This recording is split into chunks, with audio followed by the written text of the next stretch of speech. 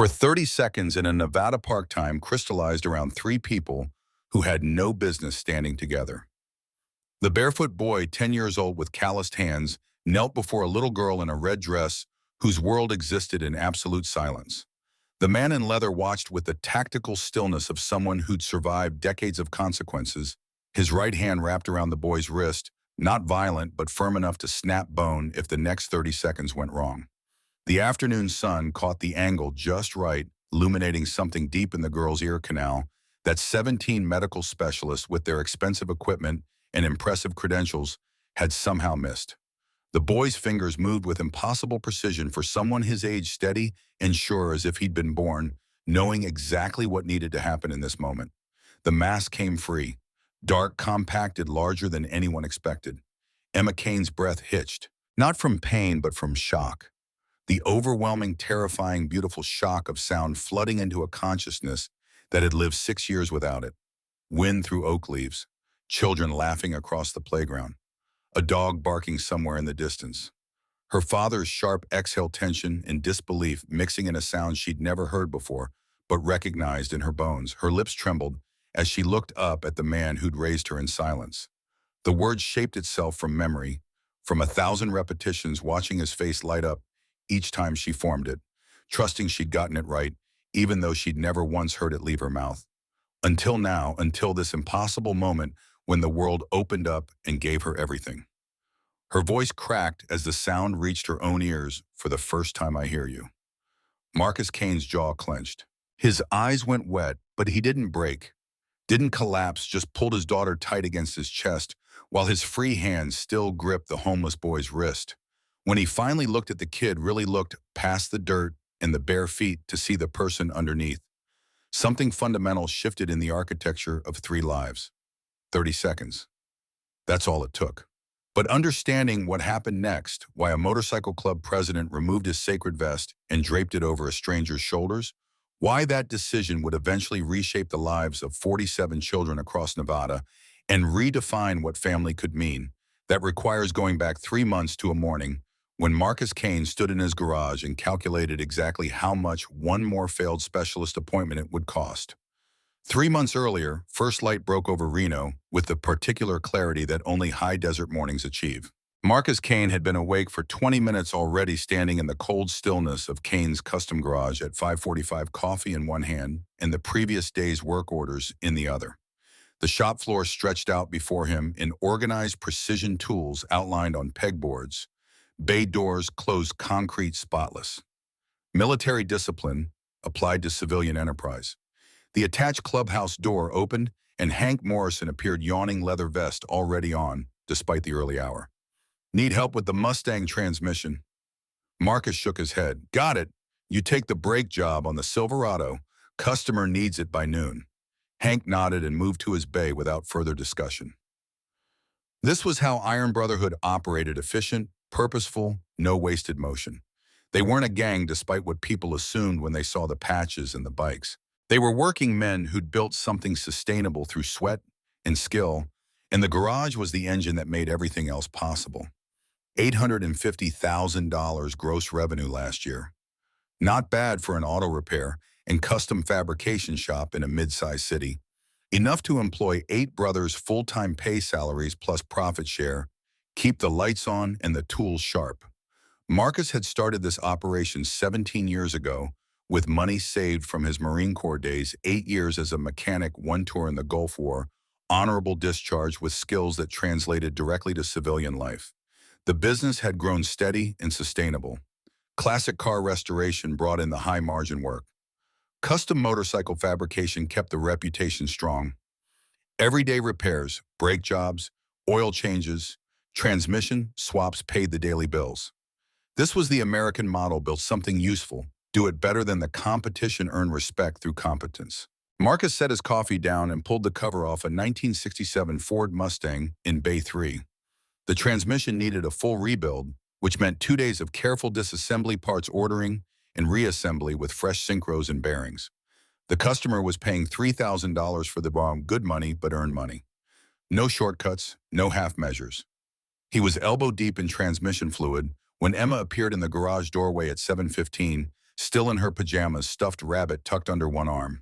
Her hair stuck up in the back where she'd slept on. It funny. She couldn't hear the clang of tools or Hank's country music radio, but she'd learned to feel the vibrations through the floor, to sense when people were moving around her. She signed good morning with small hands still clumsy from sleep. Marcus wiped his hands on a rag and crossed to her, kneeling so they were eye level. He signed back, then spoke aloud even though she couldn't hear him, and hoped the stubborn belief that maybe today would be different. Hungry, she nodded, reading his lips, and he carried her through the connecting door into the clubhouse kitchen. The space was utilitarian, commercial appliances, long table that seated 20 walls decorated with motorcycle photographs and Iron Brotherhood patches from chapters across the country. Marcus set Emma on the counter and started making breakfast with the efficiency of someone who'd cooked for Marine Corps squads. Eggs, bacon, toast. Simple fuel.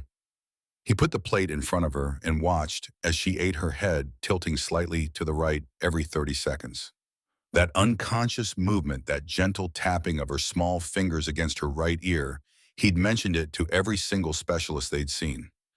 17 doctors over 6 years, and not one had found an explanation that led to a solution. The tilt, the tap. Always the right side. Something was there, he knew it, with the same instinct that had kept him alive during night patrols in Iraq. But medical equipment costing more than his truck somehow couldn't detect what his gut screamed was obvious. Emma finished eating and signed school today. He shook his head. Doctor appointment. Her face fell. She was 6 years old and already exhausted by medical offices, the cold examination rooms, the bright lights shining in her ears, the doctors talking to Marcus instead of to her, because they assumed death meant stupid. Last one Marcus signed, though he didn't know if that was true. This specialist, Dr. Sarah Chen, came highly recommended. Top ENT surgeon in Reno, 15 years of experience, 3 published papers on pediatric hearing disorders. The appointment had taken 4 months to schedule and would cost $800 after insurance. $800 to be told once again that they just didn't know. But quitting wasn't in Marcus Kane's vocabulary. You kept pushing until you found the solution or you adapted to reality. Those were the only 2 options that mattered. He dressed Emma in her favorite outfit, jeans and a purple shirt with a unicorn on it, and packed her a bag with coloring books and her tablet. The drive to Dr. Chen's office took 20 minutes through morning traffic. Emma sat in the back seat watching the world pass by in its silent film version, occasionally pointing at things that caught her eye. A motorcycle she loved. Motorcycles loved sitting on Marcus's Harley in the garage, even though the engine terrified her when other people started their bikes. She'd place her hands on the tank and feel the vibrations, her face lit up with joy at this tangible proof that things existed even when she couldn't hear them. Dr. Chen's office occupied the 2nd floor of a medical complex on South Virginia Street. The waiting room tried too hard to be cheerful, bright colors, children's toys, a fish tank that Emma immediately gravitated toward. Marcus checked in with the receptionist and sat in a chair designed for people smaller than him, his leather vest drawing looks from other parents who clutched their children a little tighter. He was used to that reaction. Had been dealing with it since he first patched into Iron Brotherhood at age 25. People saw the vest, the tattoos, the scarred knuckles, and made assumptions about violence and criminality. What they missed was the discipline, the code, the fact that most brothers were military veterans who'd come home to a country that didn't know what to do with men trained for war but expected to function in peace. Iron Brotherhood had given Marcus structure when civilian life felt too soft, too aimless. Had given him brothers when his blood family had written him off for choices they didn't understand. And now, 17 years later, it had given him the means to build something that mattered: a business, a reputation, a life for his daughter. Emma tugged his sleeve. Her fingers moved rapidly. Fish. Blue one. Pretty. He nodded, watching her watch the aquarium, grateful that at least her world had color and movement, even if it lacked sound. But that gratitude was edged with fury at the unfairness of it, at the fact that his tough, smart, beautiful daughter had to navigate life with one sense shut off while doctors shrugged and recommended adaptation strategies. Emma Kane, Dr. Chen's assistant, called from the doorway. The examination room was identical to 17 others they'd been in: padded, table-rolling stool walls covered in anatomical diagrams of ears and throats. Dr. Chen entered 5 minutes later, a woman in her 40s with steady hands and eyes that actually looked at Emma instead of through her. "Hello, Emma," she signed in, Marcus felt a flicker of hope that maybe this time would be different. The examination took 40 minutes. Otoscope inspection, tympanometry, auditory, brainstem response testing, with electrodes placed on Emma's head while she watched a silent movie on the ceiling-mounted screen. Marcus stood against the wall, arms crossed, watching every movement with the assessment skills drilled into him by years of Marine Corps experience. Dr. Chen's face revealed nothing. Professional neutrality, the kind that usually preceded bad news, delivered gently. Finally, she removed the electrodes and helped Emma sit up. "Let's talk in my office," she said to Marcus, and that alone told him everything he needed to know. When doctors had solutions, they delivered them in examination rooms with confidence. When they had nothing, they retreated to offices with diplomas on the walls, as if credentials could soften failure. Emma stayed with the assistant drawing pictures while Marcus followed Dr. Chen down the hall. Her office was small, but organized medical journals stacked neatly, family photos on the desk, showing two children who could presumably hear their mother's voice. Dr. Chen sat and pulled up test results on her computer screen.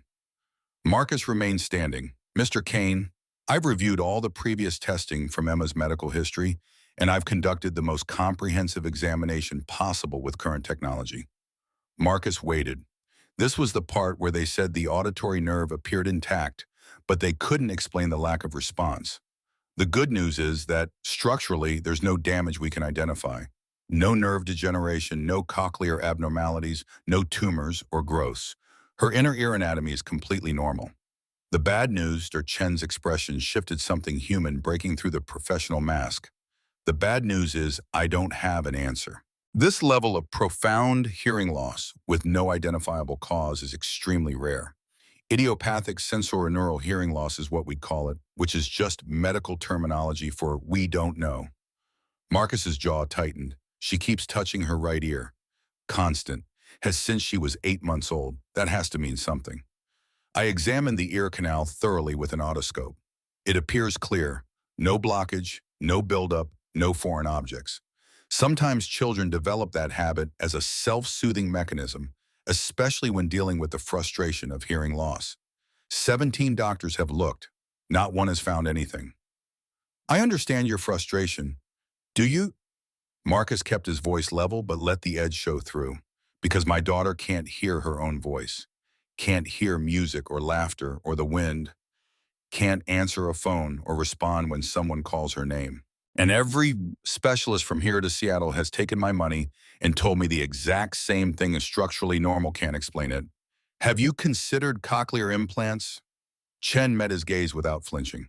"Cochlear implants are an option, but they're not guaranteed to work in cases like Emma's. The surgery is invasive, expensive, and if there's something we're missing about why she can't hear, the implants might not interface properly with her auditory system. I'd want to be absolutely certain before recommending that course."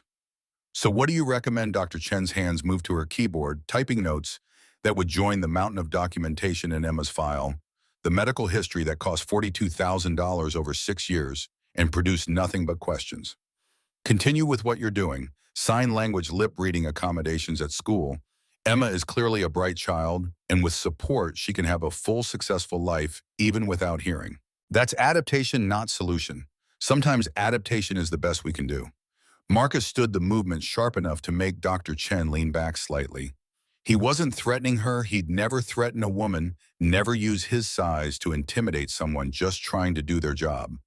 But the frustration had to go somewhere, and standing was better than putting his fist through the drywall. "Thank you for your time, doctor." He walked out, paid the $800 bill at the front desk with a credit card that would carry the balance for 3 months, and collected Emma from the waiting area. She looked up at him with those sharp eyes that saw too much, reading the defeat in his posture, even though he tried to hide it. In the truck, she signed "bad news." He shook his head, forcing a smile he didn't feel. "Just more tests. Doctor says you're doing great." The lie tasted like ash, but what else could he tell her? That medicine had failed, that money couldn't buy answers, that her father, who'd survived combat and built a business from nothing, couldn't solve the one problem that actually mattered. The drive back to the garage took them past West 5th Street Park, and on impulse, Marcus pulled into the gravel lot. Emma's face lit up. She loved the swings, loved the feeling of wind rushing past as she pumped her legs higher. 15 minutes, he signed, then back to work. She was already unbuckling her seatbelt, eager to escape the morning's medical prison. Marcus followed her to the playground at the tired pace of a man who'd just spent $800 to be told what he already knew, that the system had no answers. That adaptation was the best they offered, that his daughter would navigate the world in silence, while doctors shrugged behind their credentials. Emma ran toward the swings in that particular way children moved when joy momentarily eclipsed everything else. Marcus pushed her gently, watching her smile, trying to find peace in this small moment of happiness that required no sound, no hearing, just the physical sensation of flight. 20 feet away, sitting motionless on a worn wooden bench, a barefoot 10-year-old boy watched them with eyes that had learned to see what everyone else missed. But Marcus didn't notice him yet. That awareness would come later, during a moment when desperation met observation, and 30 seconds changed the trajectory of 3 lives. For now, he just pushed his daughter on the swing and tried to silence the calculation running through his head. How many more specialist appointments could he afford before he had to accept that medicine had nothing left to offer? 3 miles across Reno, in a narrow alley behind Rita's Diner on 4th Street, Dylan Rivers woke to the sound of garbage trucks making their Tuesday morning rounds. The noise didn't startle him. He'd learned months ago to sleep through the pre-dawn city sounds, to conserve energy for the actual work that kept him alive. He sat up from a spot behind the dumpster, checking his small bundle of possessions, with the automatic inventory of someone who owned nothing. He could afford to lose 2 changes of clothes, a water bottle, a small towel, his father's toolbox. Everything else was memory and scars. 10 years old, 2 years on the streets, surviving through work and observation and the lessons his mother had hammered into him before the shelter fire took her away. Dylan folded his clothes and tucked them into the weatherproof bag he'd found in a donation bin, then splashed water on his face from the outdoor spigot behind the diner. Rita let him use it as long as he stayed quiet and didn't make a mess. Small mercies from a woman who'd lost someone once and recognized that same loss in a kid too young to carry it. The diner's back door opened, and Rita appeared 60-something, with gray hair pulled back and flour dust on her apron. "You awake?" "Yes, ma'am." "Good. Got 3 tables, need bussing before the breakfast rush. You work fast, I'll feed you proper." Dylan nodded and followed her inside, grateful for the warmth and the chance to earn food instead of taking it. His mother's voice lived in his head, like scripture repeating the lessons she'd taught him during their months in the shelter before everything burned. "Nobody owes you anything. You earn respect. You help people. That's how we survive." He bussed tables with efficiency born from practice, clearing plates, wiping surfaces, resetting silverware. Rita watched for the first few tables, then turned her attention to the grill, where hash browns sizzled and eggs cracked with assembly line rhythm. By 6:30, the breakfast crowd had thinned enough for Rita to wave him toward a booth. "Sit." She brought him a plate loaded with more food than he could finish: eggs, bacon, toast, hash browns, and a glass of orange juice that probably cost more than all the labor he'd just provided. Dylan ate slowly, making it last, forcing himself not to wolf it down despite the empty ache that had become his baseline state. Rita slid into the opposite side of the booth, coffee cup in hand, and studied him with the particular attention of someone deciding whether to say something that mattered. "You still sleeping rough?" Dylan nodded, mouthful of eggs. "Winter's coming. Gets cold here at night. I've got blankets." "That's not a solution, kid. That's just slower dying." He didn't argue because she wasn't wrong, but solutions required resources he didn't have. Foster care meant questions about his father, about why he'd run about, whether he'd stolen anything or hurt anyone. Meant being shuffled between homes where people got paid to pretend they cared, where other kids learned to be hard or learned to be victims, and nothing in between. Dylan had chosen the streets because at least here the rules were clear: work or starve, stay invisible, or face consequences. Trust nobody because trust got weaponized the moment you lowered your guard. Rita sighed. "I know a guy. Runs a garage on the east side. Always needs help with basic stuff, sweeping, organizing tools, that kind of work." "You interested?" Dylan's head came up. "What kind of garage auto repair?" "Custom work. He's good people. Former Marine. Runs his shop right." The word Marine triggered something in Dylan's memory. Veterans had been kind to him on the few occasions he'd interacted with them. Men who'd seen things and come home changed, who recognized that survival sometimes meant doing what needed doing rather than what felt comfortable. "I can work." Rita wrote an address on a napkin and slid it across the table. Kane's Custom Garage. Ask for Marcus. Tell him Rita sent you. But kid, if you go there, you work hard and you follow the rules. Marcus doesn't tolerate laziness or lip. Yes, ma'am. She stood taking his empty plate. And for God's sake, get yourself some shoes before you go. Can't work in a garage barefoot. The shoes came from a donation bin outside a church 2 blocks away. Worn work boots, size too big. But Dylan stuffed the toes with newspaper and they'd do. His mother had taught him resourcefulness right alongside ethics, the twin pillars of survival for people who had nothing but still refused to steal. Dylan checked the address on the napkin, east side of Reno, maybe 4 miles from where he stood. He started walking toolbox in hand, practicing in his head what he'd say to this Marcus person. The morning was cool, but the walking warmed him, and by the time he reached Kane's Custom Garage at 7:30, sweat had soaked through his shirt despite October's chill. The building was larger than he'd expected, single-story brick structure, with 4 bay doors, Iron Brotherhood MC painted on the side wall, above a mural of motorcycles and American flags. Several bikes sat parked in the gravel lot, chrome catching sunlight. Dylan stood outside for 5 minutes, gathering courage. The place looked official, organized like somewhere that wouldn't have time for a homeless kid with no references and nothing to offer except willingness to work. But hunger was a powerful motivator, and the memory of his mother's voice saying, "Help is how we survive," pushed him toward the entrance. The side door was unlocked. Inside, the garage smelled like motor oil and welding smoke, and the particular industrial scent of a place where serious work happened. 3 of the 4 bays were occupied: a Mustang, up on a lift, a Silverado with its wheels off a motorcycle frame and pieces on a workbench. 2 men in leather vests looked up from their work. The older one, massive shoulders and a gray beard, set down his wrench and approached with the unhurried pace of someone who'd dealt with unexpected visitors before. "Help you," Dylan's practiced speech evaporated. He stood there holding his toolbox, probably looking exactly like what he was, a scared kid who'd walked 4 miles on hope in a napkin address. "Rita from the diner sent me. Said you might need help with basic work." The man's expression didn't change. "You got experience? I can sweep, organize, lift things. I'm good with my hands." "How old are you?" 10. "Where are your parents?" "Gone." The word hung in the air between them, heavy with implications. The man studied Dylan with eyes that had seen through better lies than a 10-year-old could construct. "This Marcus's garage. I'm Marcus. And before I put you to work, I need to know, are you in trouble with the law?" "No, sir. Running from somebody. Just trying to survive." Marcus nodded slowly, making some internal calculation. "All right. You can sweep Bay 4 and organize the hand tools. Work clean, work careful, and we'll see how it goes. You got questions, you ask. You break something, you tell me immediately." "Understood." "Yes, sir." "Don't call me sir. I work for a living. Call me Marcus." Dylan spent the next 4 hours learning the geography of Kane's Custom Garage, where tools belonged, how to properly sweep without kicking up dust into open engine bays, the difference between standard and metric sockets. Marcus checked on him 3 times, correcting technique, when necessary, nodding approval. When Dylan demonstrated, he'd actually listened the first time. At noon, Marcus called him over to where several men sat around a table eating sandwiches from a local deli. "You eat yet today?" "Had breakfast at Rita's." Marcus tossed him a wrap sandwich. "Eat anyway. Growing kid needs fuel." Dylan caught the sandwich, surprised by the casual generosity.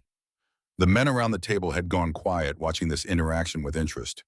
"Kid's got good hands," one of them said. "Saw him organizing those sockets. Actually put them back in order." "That's the bare minimum," Marcus replied. "We'll see if he can sustain it." Dylan ate the sandwich, standing up, not wanting to presume he belonged at the table. When he finished, Marcus handed him a bottle of water. "You've got 2 more hours before I need to close up. You want to keep working? You can. But I'm not running a charity. I'll pay you for today, $20 cash. You earn it by finishing that tool organization and helping Hank clean the Silverado Bay." "Yes, sir." "I mean Marcus." The afternoon work was harder, scrubbing grease off concrete, hauling away cardboard boxes, climbing a ladder to dust off the high shelves. But Dylan attacked each task with the focused intensity of someone who understood this might be his only chance, that failure here meant back to alleys and donation bins and the constant uncertainty of street survival. By 4 o'clock, his shirt was soaked through again, and his arms ached from work. His 10-year-old body wasn't quite built for yet. But every surface in Bay 4 gleamed. Every tool had found its proper home, and Marcus's inspection revealed nothing to criticize. Marcus pulled a 20 from his wallet. You did good work today. You want to come back tomorrow? Go. 6 in the morning. If you're late, I assume you're not coming. I'll be here. Dylan walked out of Kane's custom garage with $20 in his pocket, more cash than he'd held in 2 years, and the beginning of something that felt dangerous because it felt like hope. His mother had taught him to work for what he needed, but she'd also warned him that trusting people led to disappointment. Still, as he walked back toward the alley behind Rita's diner, Dylan let himself imagine that maybe this garage could become something regular. That maybe Marcus was the kind of man who kept his word. He didn't know yet that 3 miles away, Marcus was sitting in a park pushing his deaf daughter on a swing, calculating how many more specialist appointments he could afford. Didn't know that in 3 months, their paths would intersect in a moment of impossible clarity.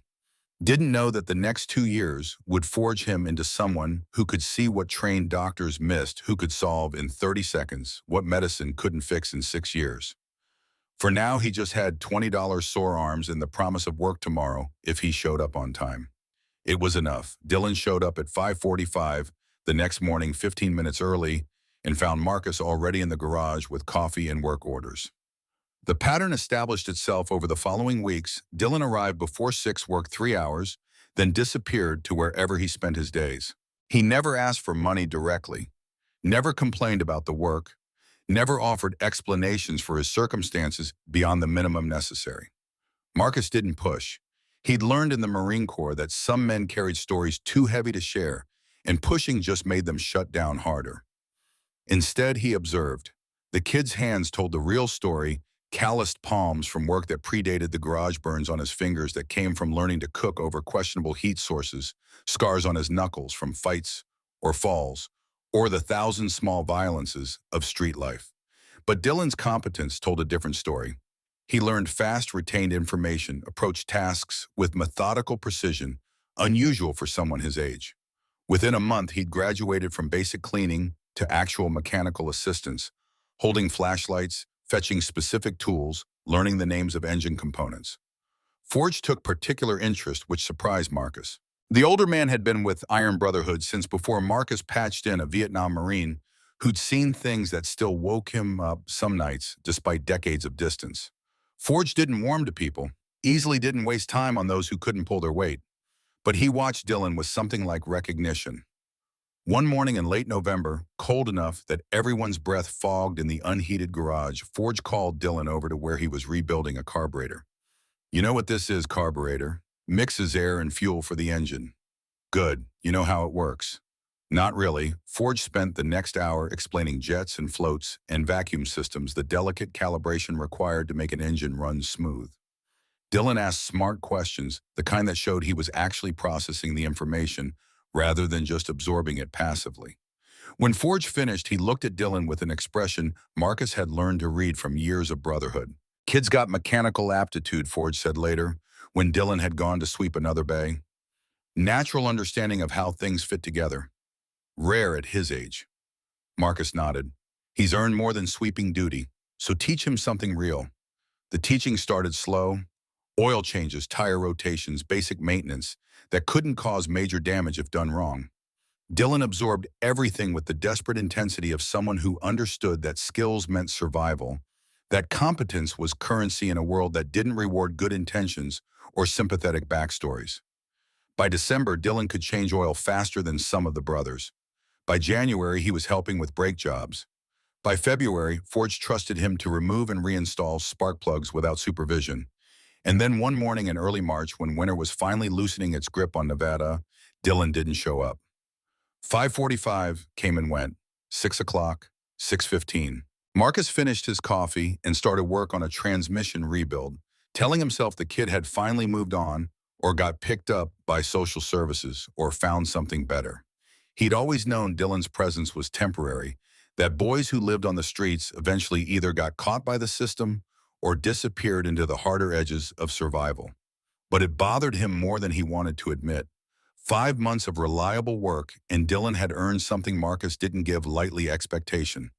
The expectation that he'd show up, do the job, be someone Marcus could count on. At 6:30, the side door opened, and Dylan stumbled in, face pale, moving like every step hurt. Marcus set down his wrench. You're late. I know. I'm sorry. What happened? Dylan's hesitation lasted 3 seconds, long enough for Marcus to note the way he held his left side, the careful breathing that suggested bruised ribs, the scrape along his jaw that had scabbed over but still looked fresh. Ran into some guys last night. They wanted my toolbox. Marcus kept his voice level. You give it to them? No. The answer hung between them, weighted with implications.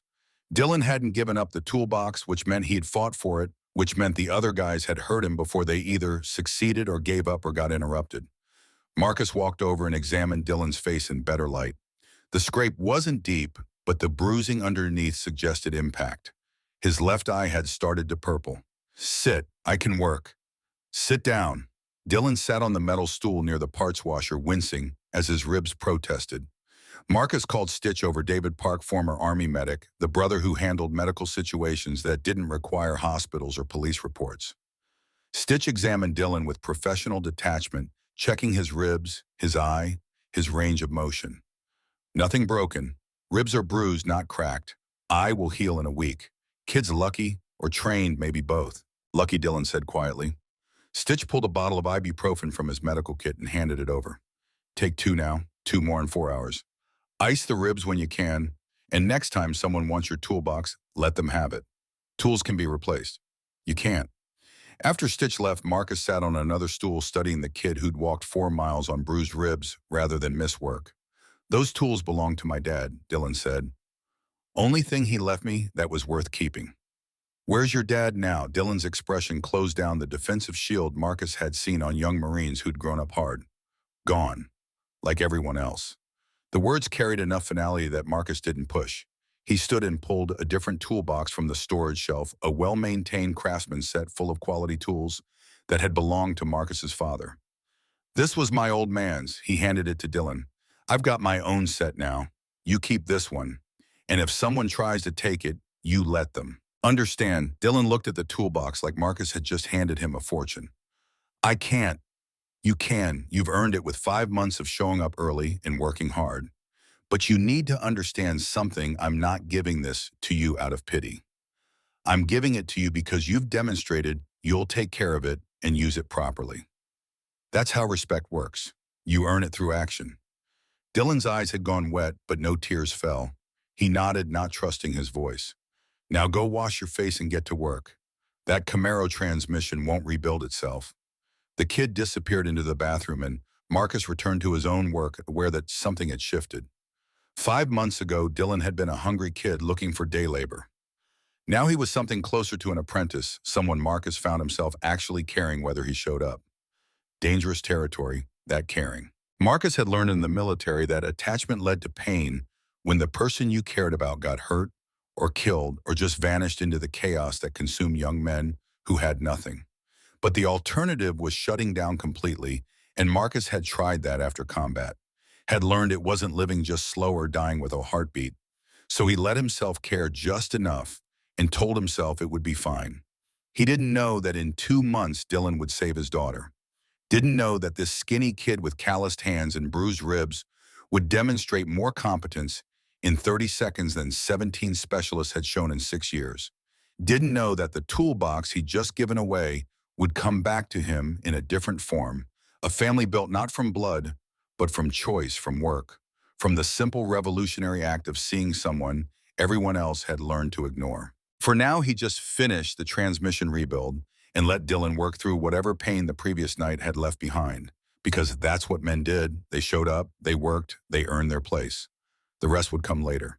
2 years compressed into the particular education that streets provide, brutal, practical, utterly devoid of the cushions that allow childhood to exist as something other than survival.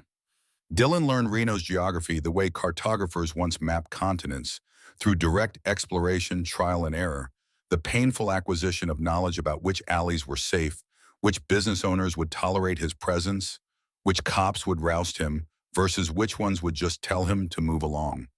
Kane's custom garage became his anchor. 3 hours most mornings more if Marcus needed extra help, earning money that Dylan divided religiously, half saved in a lockbox hidden behind a loose brick in the alley wall, half spent on immediate necessities like food and soap, and the occasional replacement shirt when the old ones wore through. By age 9, Dylan could diagnose engine problems from sound alone, could rebuild a carburetor without instructions, could weld a clean bead when Hank let him use the equipment under supervision.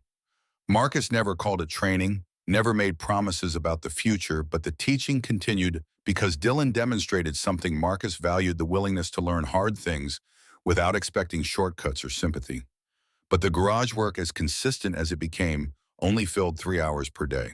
The remaining 21 belonged to the harder education of staying fed clean and invisible in a city that had no infrastructure for homeless 10-year-olds who'd chosen streets over systems. Dylan found work where he could, helped an elderly carpenter named Martinez haul lumber, and learned to read a tape measure to understand the geometry of right angles and level surfaces. Worked for a janitorial service on weekends, cleaning office buildings with a crew of immigrants who asked no questions and paid cash. Collected cans and bottles from dumpsters, turned them in for recycling money that added up slower than dignity, leaked away, but still added up. He learned to cook using gas station microwaves and borrowed hotel lobby coffee makers. Learned which fast food restaurants threw out perfectly good food at closing time, which managers would hand him bags directly rather than make him dig through dumpsters. Learned that Tuesday nights the downtown church served free dinner, that Wednesday mornings the senior center gave away day-old bread, that Friday afternoons the food bank opened for an hour to anyone who could show up. The system had resources, Dylan discovered, but only if you knew where to look and could stomach the rules that came attached. Social workers asking questions he couldn't answer. Well-meaning volunteers whose pity felt worse than hunger.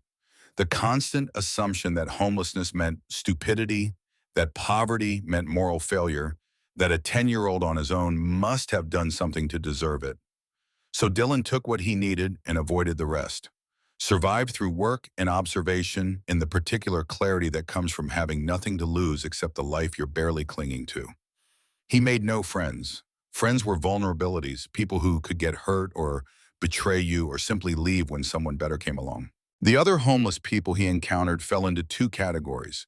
The temporary ones passing through Reno on their way to somewhere else, and the permanent ones who'd given up on somewhere else and settled into the slow decline that ended in death or institutionalization. Dylan intended to be neither. He was surviving until he was old enough to build something real, to apply the skills he was accumulating toward a life that didn't require sleeping behind dumpsters and calculating whether spending $2 on soap was worth going hungry for a day. His mother's voice lived in his head, repeating the lessons she'd hammered home during their time together. You're not a victim. You're not worthless. You're just someone who hasn't gotten their break yet. And when you get it, you take it. You work so hard they can't ignore you. You help people because that's what makes you human. You survive by being useful. On a Friday afternoon in late April, 2 months before his 10th birthday, Dylan was walking past West 5th Street Park when he noticed an elderly man sitting on a bench, head tilted, fingers tapping repeatedly against his right ear. The posture was familiar from somewhere Dylan couldn't immediately place, not from the streets, but from some earlier memory that felt important, even if the details remained fuzzy. Dylan watched for 30 seconds before approaching. The man looked up, wary but not hostile. Black guy, maybe 70, wearing clothes that had seen better decades but were clean and mended with care.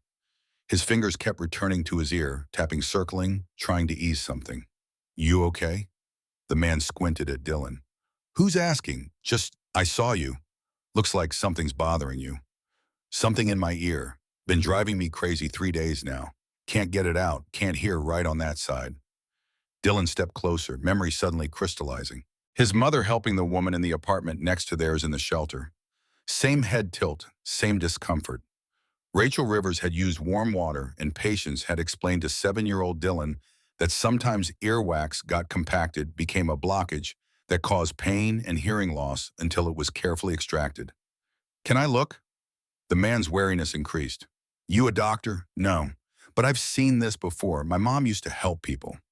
The man studied Dylan's face, making calculations that probably involved risk assessment and the particular desperation that comes from 3 days of constant discomfort. All right, what have I got to lose? Dylan angled the man's head toward the afternoon sunlight, using the same technique his mother had demonstrated years ago.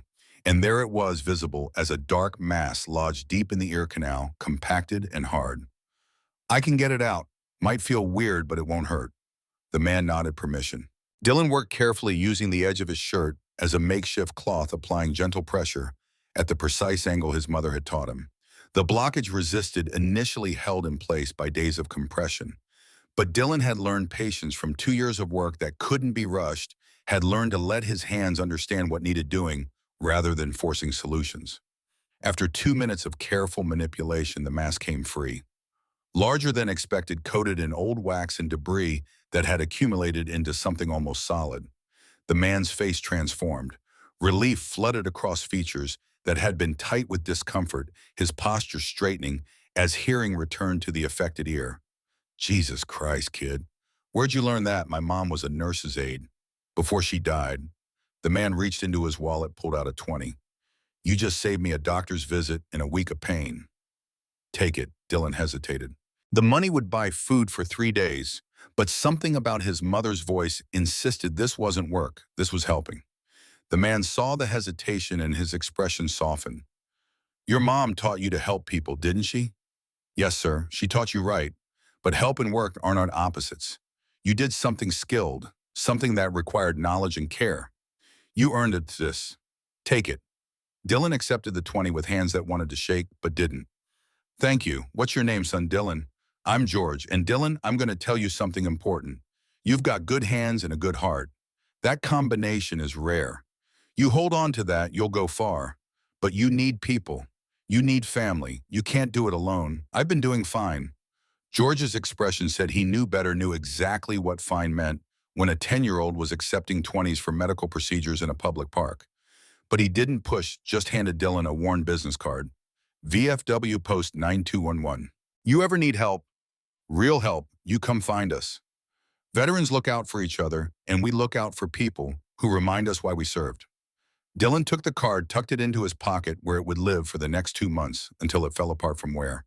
He never called, the number never showed up at the VFW hall, but he kept the card as proof that someone had seen him, had recognized something worth saving.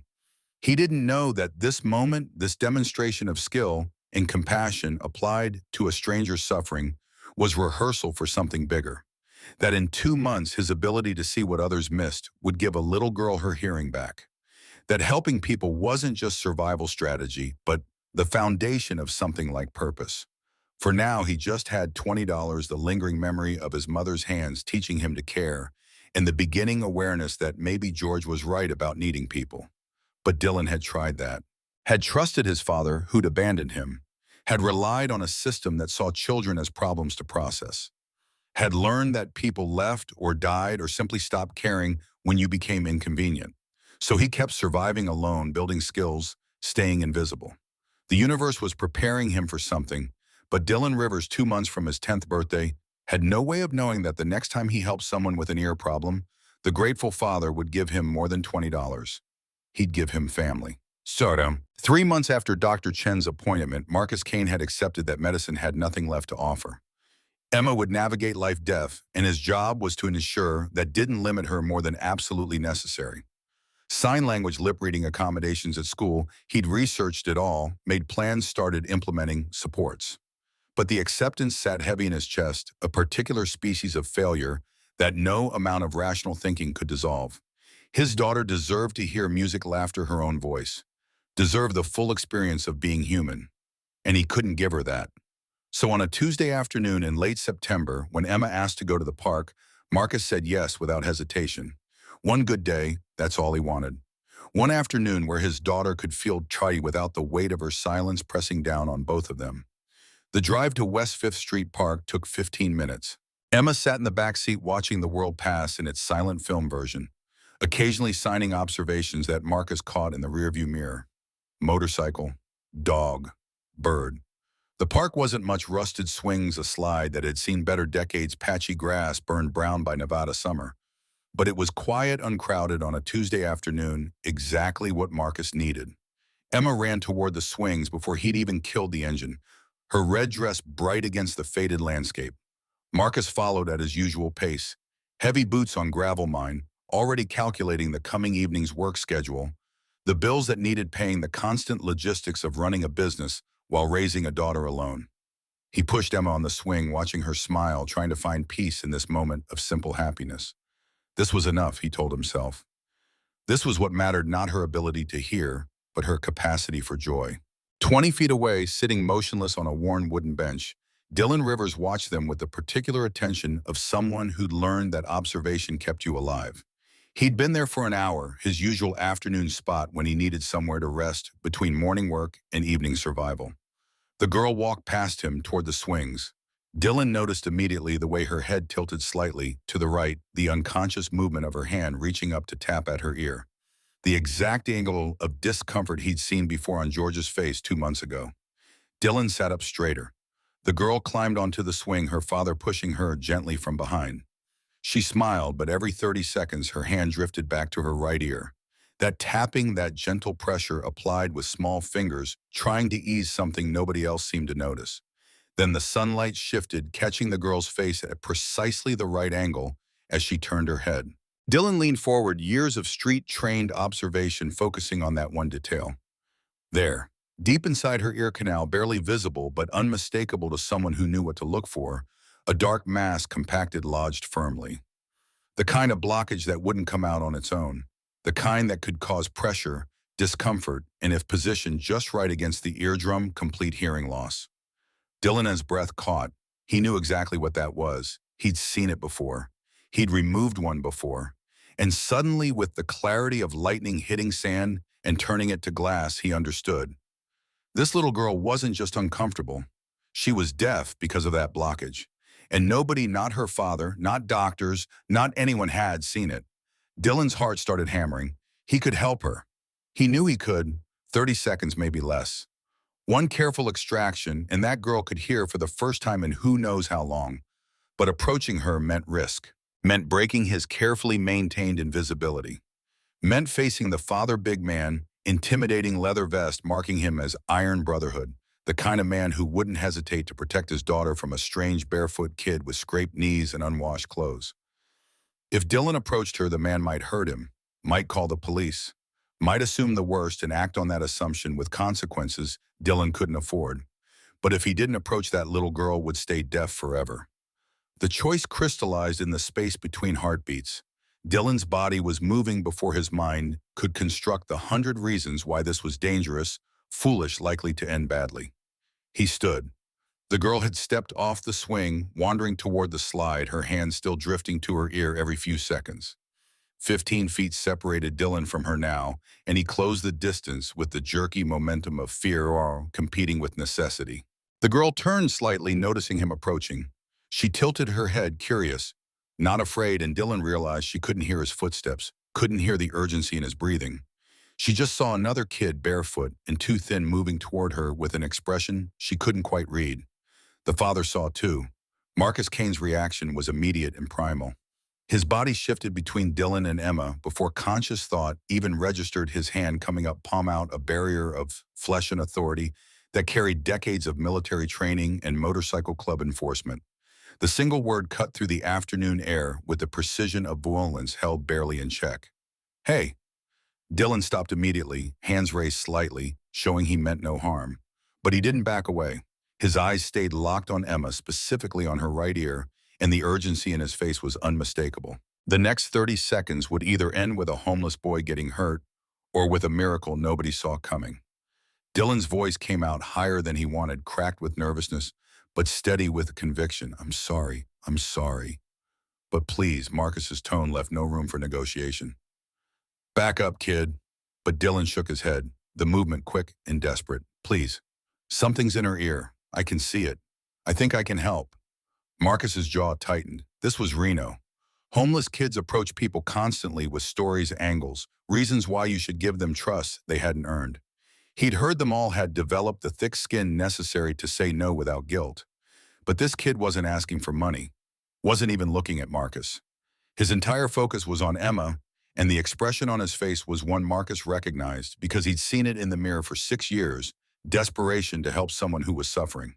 Marcus's hand shot out and grabbed Dylan's wrist, not violently, but firm enough to communicate that any sudden movement would be met with overwhelming force.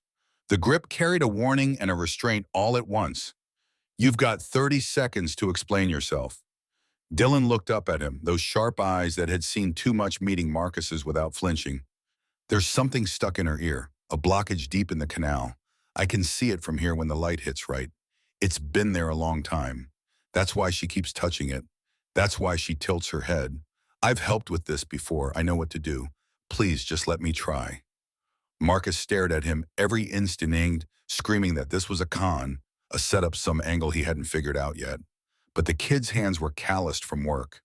His stance was defensive, but not deceptive, and something in his voice carried the weight of genuine knowledge rather than improvised bullshit. Marcus made his decision in the space between heartbeats. He didn't release Dylan's wrist, not yet, but he stepped aside just enough to give the boy a narrow path to his daughter. Show me. Dylan moved slowly, deliberately, every motion telegraphed and careful. Emma watched him with curious eyes, her head tilted in that familiar way, completely unaware that the next 30 seconds would change everything. I need to look in her ear. I won't hurt her. I promise. Marcus's grip tightened for a final warning, then loosened slightly, not a release, just enough slack for Dylan to move. The kid knelt down, bringing himself to Emma's eye level. He smiled at her, trying to look reassuring despite his nervousness. Emma smiled back, innocent and trusting. Dylan whispered, though he somehow seemed to know she couldn't hear him. This might feel weird, but I'm going to help you, okay? He leaned closer, his right hand coming up with fingers extended, approaching Emma's right ear with surgical precision. Marcus stood over them both, his body coiled tight, ready to yank the boy away at the first indication of harm. Dylan tilted Emma's head just slightly, angling it to catch the afternoon sunlight. And there it was, the dark mass visible now that he was close enough, hardened wax and debris, compacted over years, lodged deep against her eardrum, like a cork in a bottle. Dylan's index finger and thumb moved into position, slow and careful. His touch was feather-light as he made contact with the obstruction. Emma's eyes widened slightly at the foreign sensation, but she didn't pull away. Marcus's breathing stopped entirely. His grip on Dylan's wrist tightened again, knuckles white, every muscle in his body prepared to protect his daughter. Dylan began to pull. Not roughly, not quickly, just steady, gentle pressure, easing the mass free from where it had been wedged for 6 years. Seconds stretched into eternity. The obstruction resisted, at first held in place by years of compression. Dylan adjusted his angle slightly, his young face a mask of concentration, and then it moved. The thick, compacted mass began to slide free millimeter by millimeter, drawn out by hands that understood exactly what needed doing. It was larger than Marcus expected, darker, coated in old wax that had accumulated into something almost solid. Dylan held it in his fingers for just a moment, proof evidence, the answer to 6 years of specialists who'd looked and somehow missed this. Then it fell away into his palm. Silence. A beat of absolute nothing. Emma stood completely still, her eyes unfocused, expression frozen somewhere between confusion and fear. Something had changed, something fundamental, something she couldn't yet name. And then her breath hitched, a sharp, sudden intake of air that had nothing to do with breathing and everything to do with shock. Her eyes widened, pupils dilating, her entire body going rigid with the overwhelming sensation of sound flooding into consciousness for the first time in her life. Wind through oak leaves, children laughing on the far side of the playground, a dog barking somewhere in the distance, sharp and clear and real.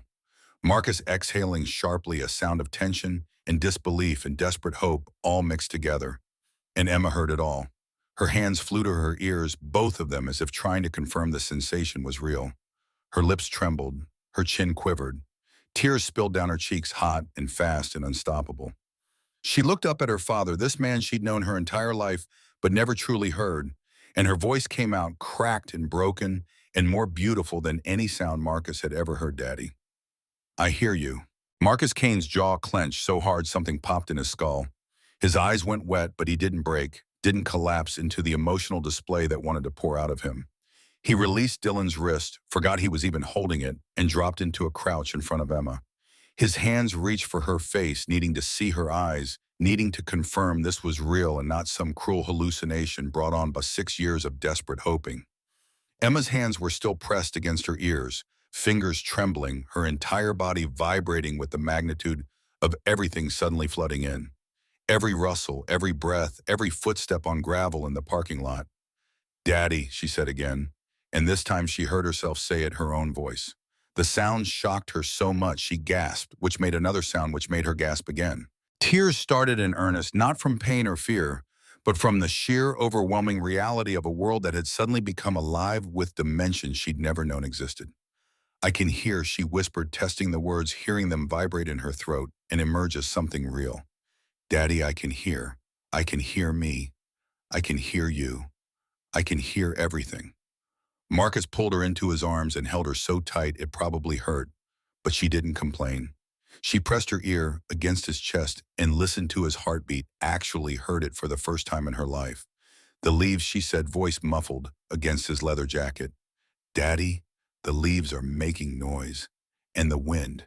And that dog. That a dog, Marcus couldn't speak. His throat had closed completely around emotion too large for words. All he could do was nod and hold her and let the tears come, because this was the one moment in his life where controlled stoicism would have been its own kind of violence. After 30 seconds, he remembered Dylan. Marcus looked up, vision blurred, and found the boy standing a few feet away. Dylan had backed up after the extraction, giving them space, his bare feet shifting nervously on dusty ground. His face carried an expression Marcus had seen before on the faces of combat veterans, the look of someone who'd just done something impossible and couldn't quite process it themselves. 6 years, $42,000, 17 specialists with impressive degrees and expensive equipment and access to the latest medical technology, and a barefoot 10-year-old boy had done what none of them could. Marcus stood slowly, still holding Emma against his chest with one arm. He looked at Dylan, really looked at him, seeing not just a homeless kid, but someone who'd just fundamentally altered the course of his daughter's entire life. When Marcus finally spoke, his voice shook in a way none of his Iron brothers had ever heard. Not from anger, not from intimidation, but from gratitude. So profound, it changed the texture of every word, kid. You just changed my little girl's life. Dylan shrugged slightly, almost apologetically, his eyes dropping to the ground. I just wanted to help. Marcus wiped his face with the back of his hand, smearing tears across weathered skin. And in that moment, looking at this skinny, barefoot boy who'd given him a miracle, Marcus made a decision that would change 3 lives forever. He didn't think. There was no internal debate, no weighing of options or consideration of consequences. Some decisions bypass the mind entirely and come straight from somewhere deeper, from the gut, from the heart, from whatever part of a person recognizes truth when it stands in front of them. Marcus's hands moved to his shoulders, fingers finding the worn leather of his Iron Brotherhood vest. The cut, as they called it, the sacred garment that represented everything. He was everything he'd earned over decades of loyalty and brotherhood. Warm from Nevada's sun, heavy with the weight of patches and pins and memories stitched into every inch of leather. He lifted it off with the deliberate ceremony of someone performing a ritual that mattered. Dylan watched with wide-eyed eyes, not understanding what was happening, his body tensing as if preparing to run.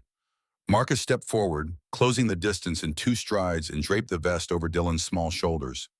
The leather swallowed the boy. It hung past his waist, the armholes gaping, the bottom hem nearly reaching his knees. Dylan stood there frozen, his thin frame barely filling a quarter of the space that Marcus's broad shoulders had occupied moments before. But the weight of it, the actual physical weight of leather and history and belonging, settled onto Dylan's shoulders like an anchor, like something solid in a world that had been weightless and uncertain for too long.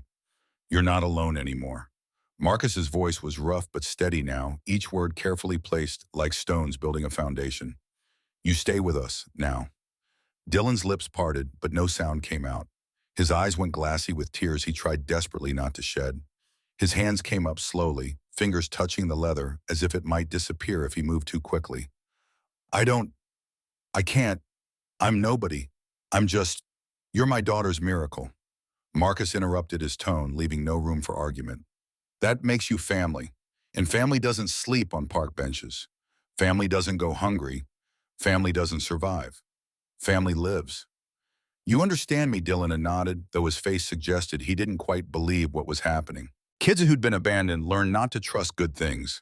Learned that kindness usually came with conditions and expectations and expiration dates. But there was something in Marcus's eyes, something unshakable and absolute, that cut through Dylan's defenses like a blade through paper. Emma pulled away from Marcus just enough to look at Dylan, her face still wet with tears but lit up with joy that made her look like she was glowing from inside. You're staying. Her voice was full of wonder and hope, testing this new ability to hear her own questions. Dylan looked down at her, then back at Marcus, then down at the vest, drowning his small frame. "I'm staying," he whispered, and saying it out loud made it feel real in a way nothing had felt real in 2 years. Marcus placed his hand on top of Dylan's head, the gesture somewhere between blessing and claim. This boy was his now, his responsibility, his family. "We'll get you cleaned up, get you fed, get you home." Home. Dylan had forgotten what that word meant. But as Marcus led him and Emma toward the truck, the boy wearing a vest 3 sizes too large, and the girl hearing the crunch of gravel beneath their feet, for the first time the word started to reshape itself into something possible. Behind them, the worn wooden bench sat empty in the afternoon sun, witness to 30 seconds that would be told across Nevada for years.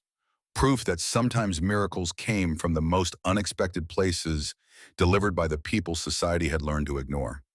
And sometimes the person you saved ended up saving you right back. The truck's engine rumbled beneath Emma's feet, a sensation she'd felt countless times before, but now accompanied by sound, deep, throaty, mechanical. She pressed her palms against the seat, feeling vibrations she could finally name assign meaning to beyond just physical presence. Dylan sat in the passenger seat, Marcus's vest still draped over his shoulders like a ceremonial robe 3 sizes too large.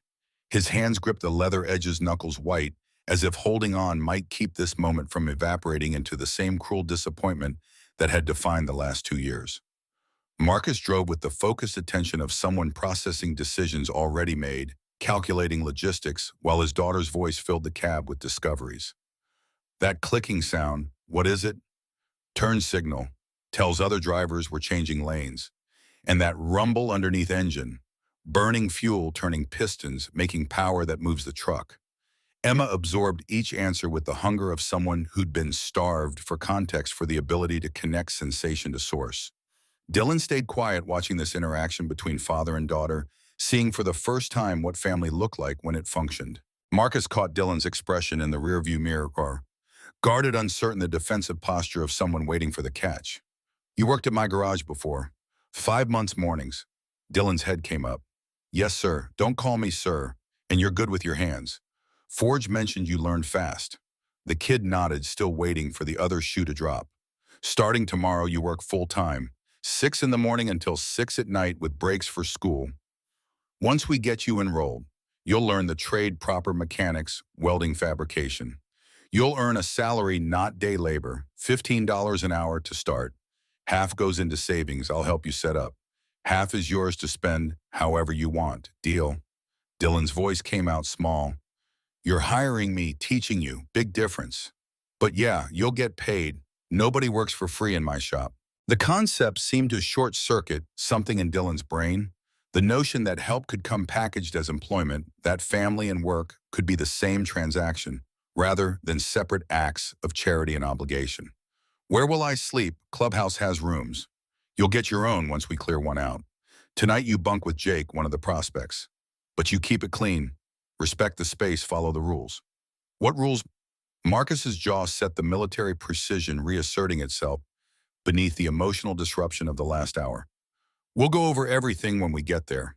But understand this upfront, Iron Brotherhood isn't a charity operation. We're working men who built something through discipline and skill. You want to be part of that, you pull your weight. You show up on time, you work hard, you learn what we teach. You slack off or cause problems, you're gone. Clear, clear. Good. Because I'm taking a risk bringing you in this fast. Normally, prospects go through months of vetting before they even get considered for the program. But you just gave my daughter something 17 specialists couldn't. That earns trust. Don't make me regret it." "I won't." The certainty in those 2 words carried weight beyond their syllables. Marcus recognized the tone had heard it from Marines who'd made promises they intended to die keeping. The kid meant it, which made the responsibility Marcus had just assumed feel less like burden and more like investment. Kane's custom garage appeared on the left, the attached clubhouse visible behind it. Marcus pulled into the gravel lot where 6 motorcycles sat parked, chrome gleaming in late afternoon sun.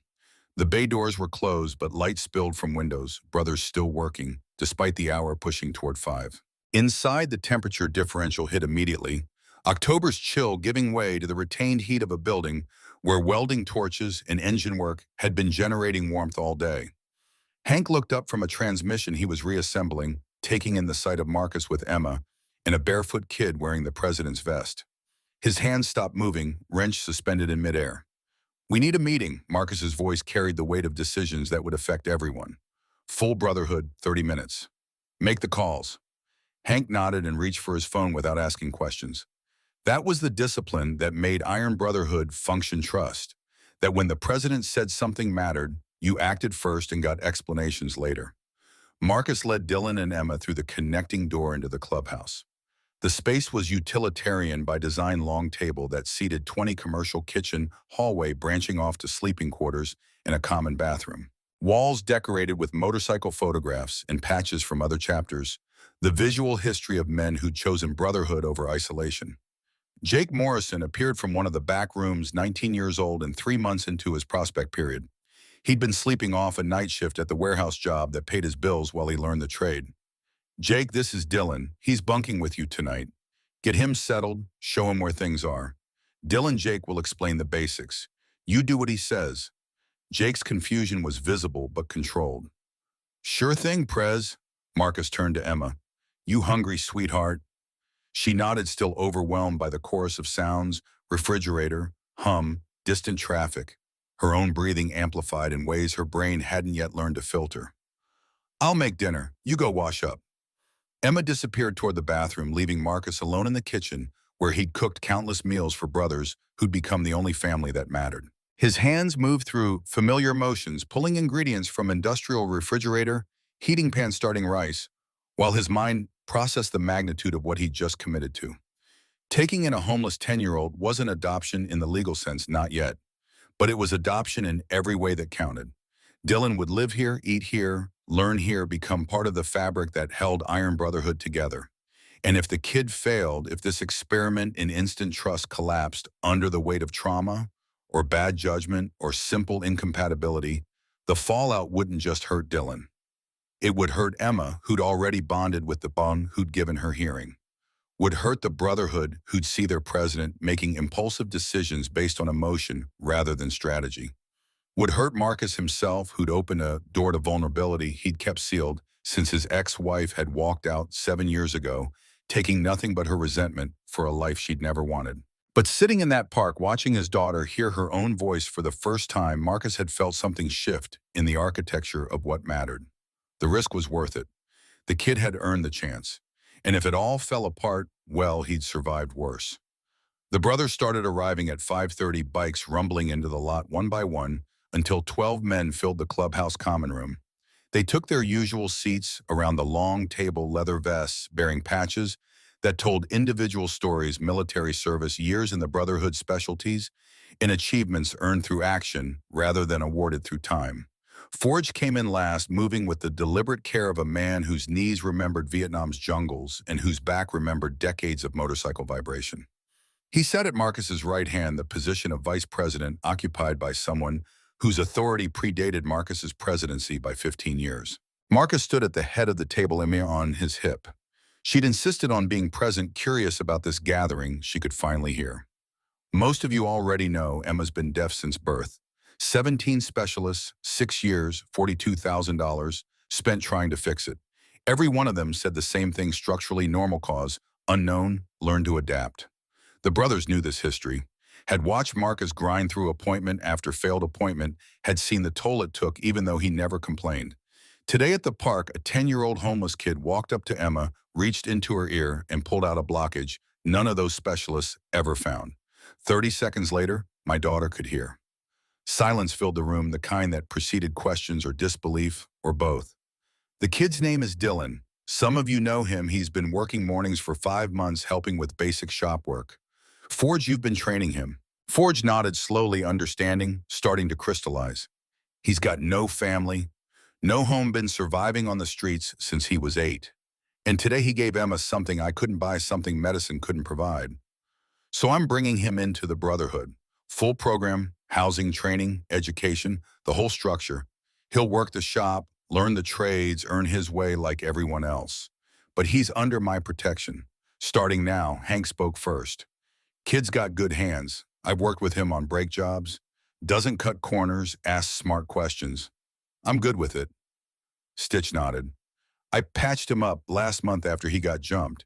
Didn't complain, didn't ask for pity, just wanted to keep working. That's character. But Reaper leaned back, arms crossed. He's 10 years old. We're not a daycare. What happens when school starts? When he wants to do kid things instead of shop work? When he realizes this life isn't what he signed up for? Marcus met his gaze without blinking. Then he leaves. Same as any prospect who can't hack it. But I think this kid's got what it takes. He's been surviving alone for 2 years, learning trades, working for every meal. That's more discipline than most adults show. Forge's voice cut through the debate with the authority of someone who'd earned the right to be heard. I was homeless once. When I came back from Vietnam, for 18 months I lived in my car, drunk most days, picking fights I couldn't win. Ray Kane found me, brought me here, gave me structure and purpose. Saved my life. So when Marcus says this kid deserves a chance, I'm not going to be the one who says no. The room shifted. Forge rarely spoke about his past, rarely offered personal history as argument. When he did, it carried weight that couldn't be dismissed. I vote yes, Forge continued. Kid's already proven he can work. Let's see if he can sustain it. The vote went around the table. 11 yes, 1 abstention from Reaper, who clarified, not saying no, just saying I'll believe it when I see it. Marcus nodded. Fair enough. Meeting adjourned, the brothers dispersed to evening routines, some heading home to families, others settling into the clubhouse for the night, a few returning to the garage to finish jobs that couldn't wait. Marcus found Dylan in the bunk room, sitting on the edge of a narrow bed, still wearing the vest. You're official. Brotherhood voted you in. Starting tomorrow, you work full-time. Jake will show you the schedule. Dylan looked up, eyes red but dry. Why are you doing this? Marcus sat on the opposite bunk, elbows on knees, because you earned it. And because Emma needs a brother who'll fight for her, the way you already have. But mostly because I recognize someone worth saving when I see them. My dad did it for Forge. Forge helped do it for me when I came home from the Gulf War, angry at everything. Now I'm doing it for you. That's how this works.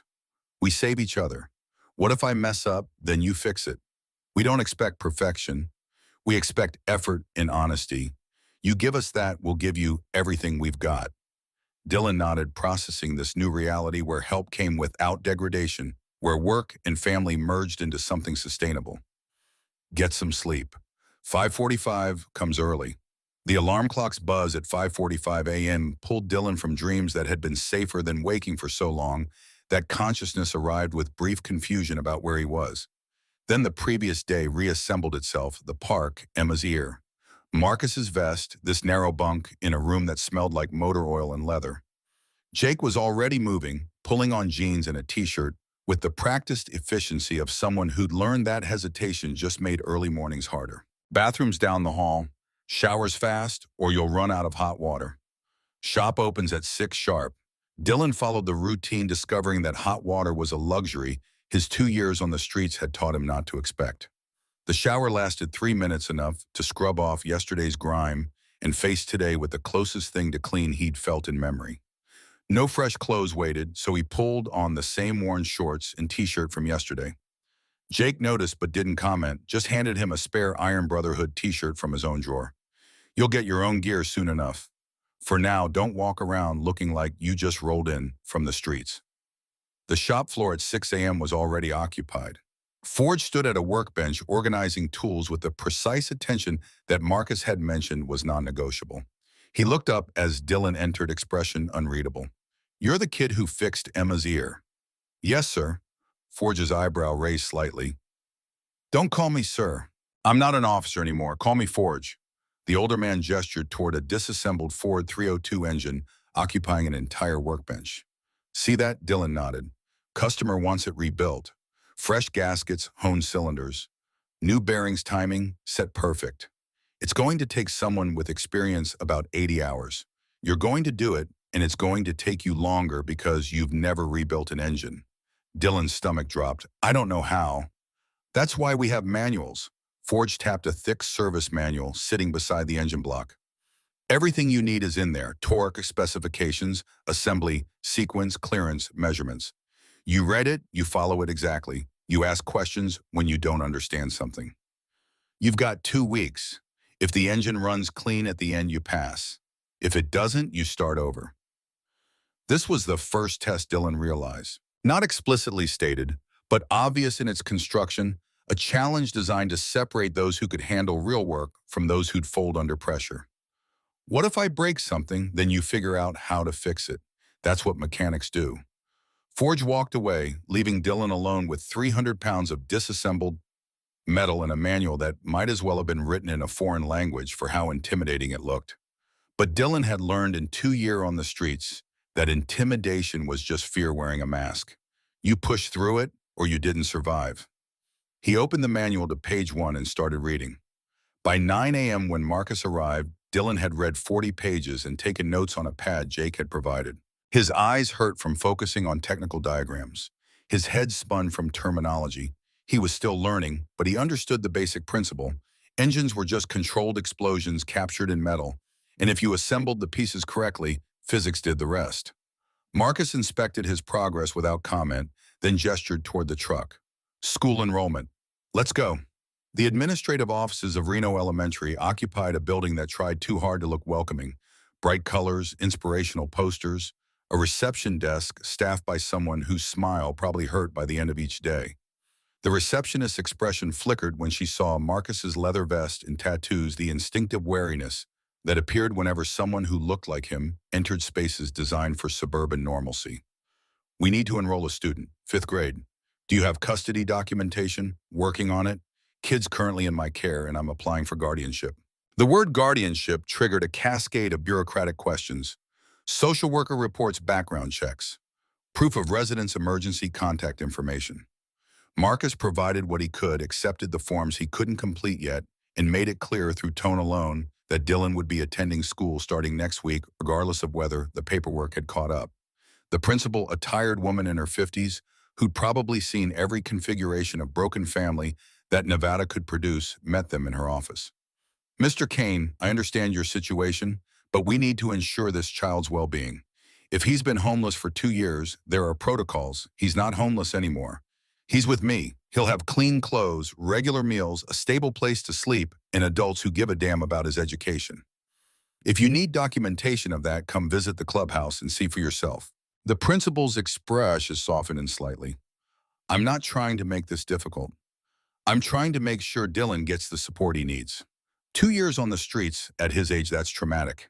He may need counseling, special services, accommodations we should plan for. Dylan spoke for the first time since entering the building. I can read at 7th grade level. My math is weaker, but I'm catching up. I don't need special services. I just need to be in class. The principal looked at him with the reassessment adults performed when children demonstrated more competence than expected. You've been keeping up with schoolwork while homeless, public library, internet access. I knew if I fell too far behind, I'd never catch up. That changed the dynamic. The principal shifted from gatekeeper to facilitator, processing enrollment with the understanding that this kid wasn't a project to be managed, but a student who'd already proven he could handle adversity that would have broken most adults. School started the following Monday. Dylan would attend until 2:30, then work the shop until 6. Homework happened in the evenings under Marcus's supervision, who'd made it clear that education wasn't optional and grades mattered as much as work performance. By the time they returned to the clubhouse, the day had burned half away. Dylan grabbed the engine manual and returned to the workbench where disassembled components waited like a puzzle designed to teach humility. The first week became a blueprint for all the weeks that followed. 5:45 wake up, 3 hours of shop work before school, 6 hours of trying to be normal among kids who'd never slept behind dumpsters, 3 more hours of work that left his arms trembling and his back aching, then homework until his eyes couldn't focus anymore. Jake watched this schedule with something like respect. You're going to burn out if you don't pace yourself. Can't afford to pace. Dylan's voice carried the certainty of someone who'd learned that stopping meant death. That momentum was the only thing keeping him ahead of the chaos that wanted to drag him back under. By Friday, Dylan had disassembled the entire engine, cataloged every component, and begun the cleaning process that would reveal which parts could be reused and which needed replacement. His hands had developed new calluses from tools that required different grip strength than sweeping or bussing tables. His shoulders ached from angles his body wasn't accustomed to. But the manual's diagrams were starting to make sense, the terminology becoming familiar. the logic of internal combustion revealing itself through hours of focused attention. Forge checked his progress that afternoon, measuring crankshaft tolerances with a micrometer, while Dylan watched and took notes. Tolerances matter because metal expands when it gets hot. If your clearances are too tight, parts seize, too loose, and you get oil pressure problems. This isn't guesswork, it's precision. How did you learn all this? Marine Corps mostly. They trained me as a mechanic because somebody had to keep the vehicles running in places where breaking down got people killed. After Vietnam, I couldn't hold down a regular job, too angry, too messed up. But engines don't care if you've got PTSD. They just care if you tighten the bolts to spec. Dylan absorbed this information, understanding for the first time that the skills he was learning carried weight beyond employment. That competence was a form of therapy for damage that couldn't be healed through talking. Saturday morning brought Emma to the shop, Marcus carrying her in at 7 despite the early hour. She wanted to see where her brother worked, wanted to understand the place that had become his new home. Dylan looked up from the parts washer where he was degreasing pistons, surprised by the designation. Brother? The word felt too large for what he'd done, too permanent for a relationship measured in days. But Emma had already decided the way children decided things, absolutely, without reservation, based on emotional truth rather than legal documentation. What are you working on? Engine rebuild. Trying to get all the pieces clean so I can see if anything's damaged. Can I help? Marcus answered before Dylan could. You can watch, but shop work is dangerous. Sharp edges, heavy parts, chemicals that'll hurt you if you're not careful. Emma settled onto a stool, content to observe. Over the next 2 hours, she asked questions that forced Dylan to articulate what he was learning. What pistons did, why compression mattered, how spark plugs created the explosion that powered cars. Teaching her helped cement his own understanding, transforming rote memorization into comprehension that came from having to explain concepts in terms a 6-year-old could grasp. This became their Saturday routine. Emma would appear in the shop, Dylan would explain what he was working on, and gradually she'd learn not just sounds but systems, not just that engines made noise, but why they made that particular noise. Marcus watched these interactions with something he hadn't felt since Emma was born. Hope that his daughter would grow up believing she could understand anything, could learn any skill, because her brother had taught her that complexity was just patience applied over time. By the end of week 2, Dylan's engine rebuild had progressed to reassembly. Each bolt torqued to specification, each gasket sealed with the careful application of sealant that would keep combustion where it belonged.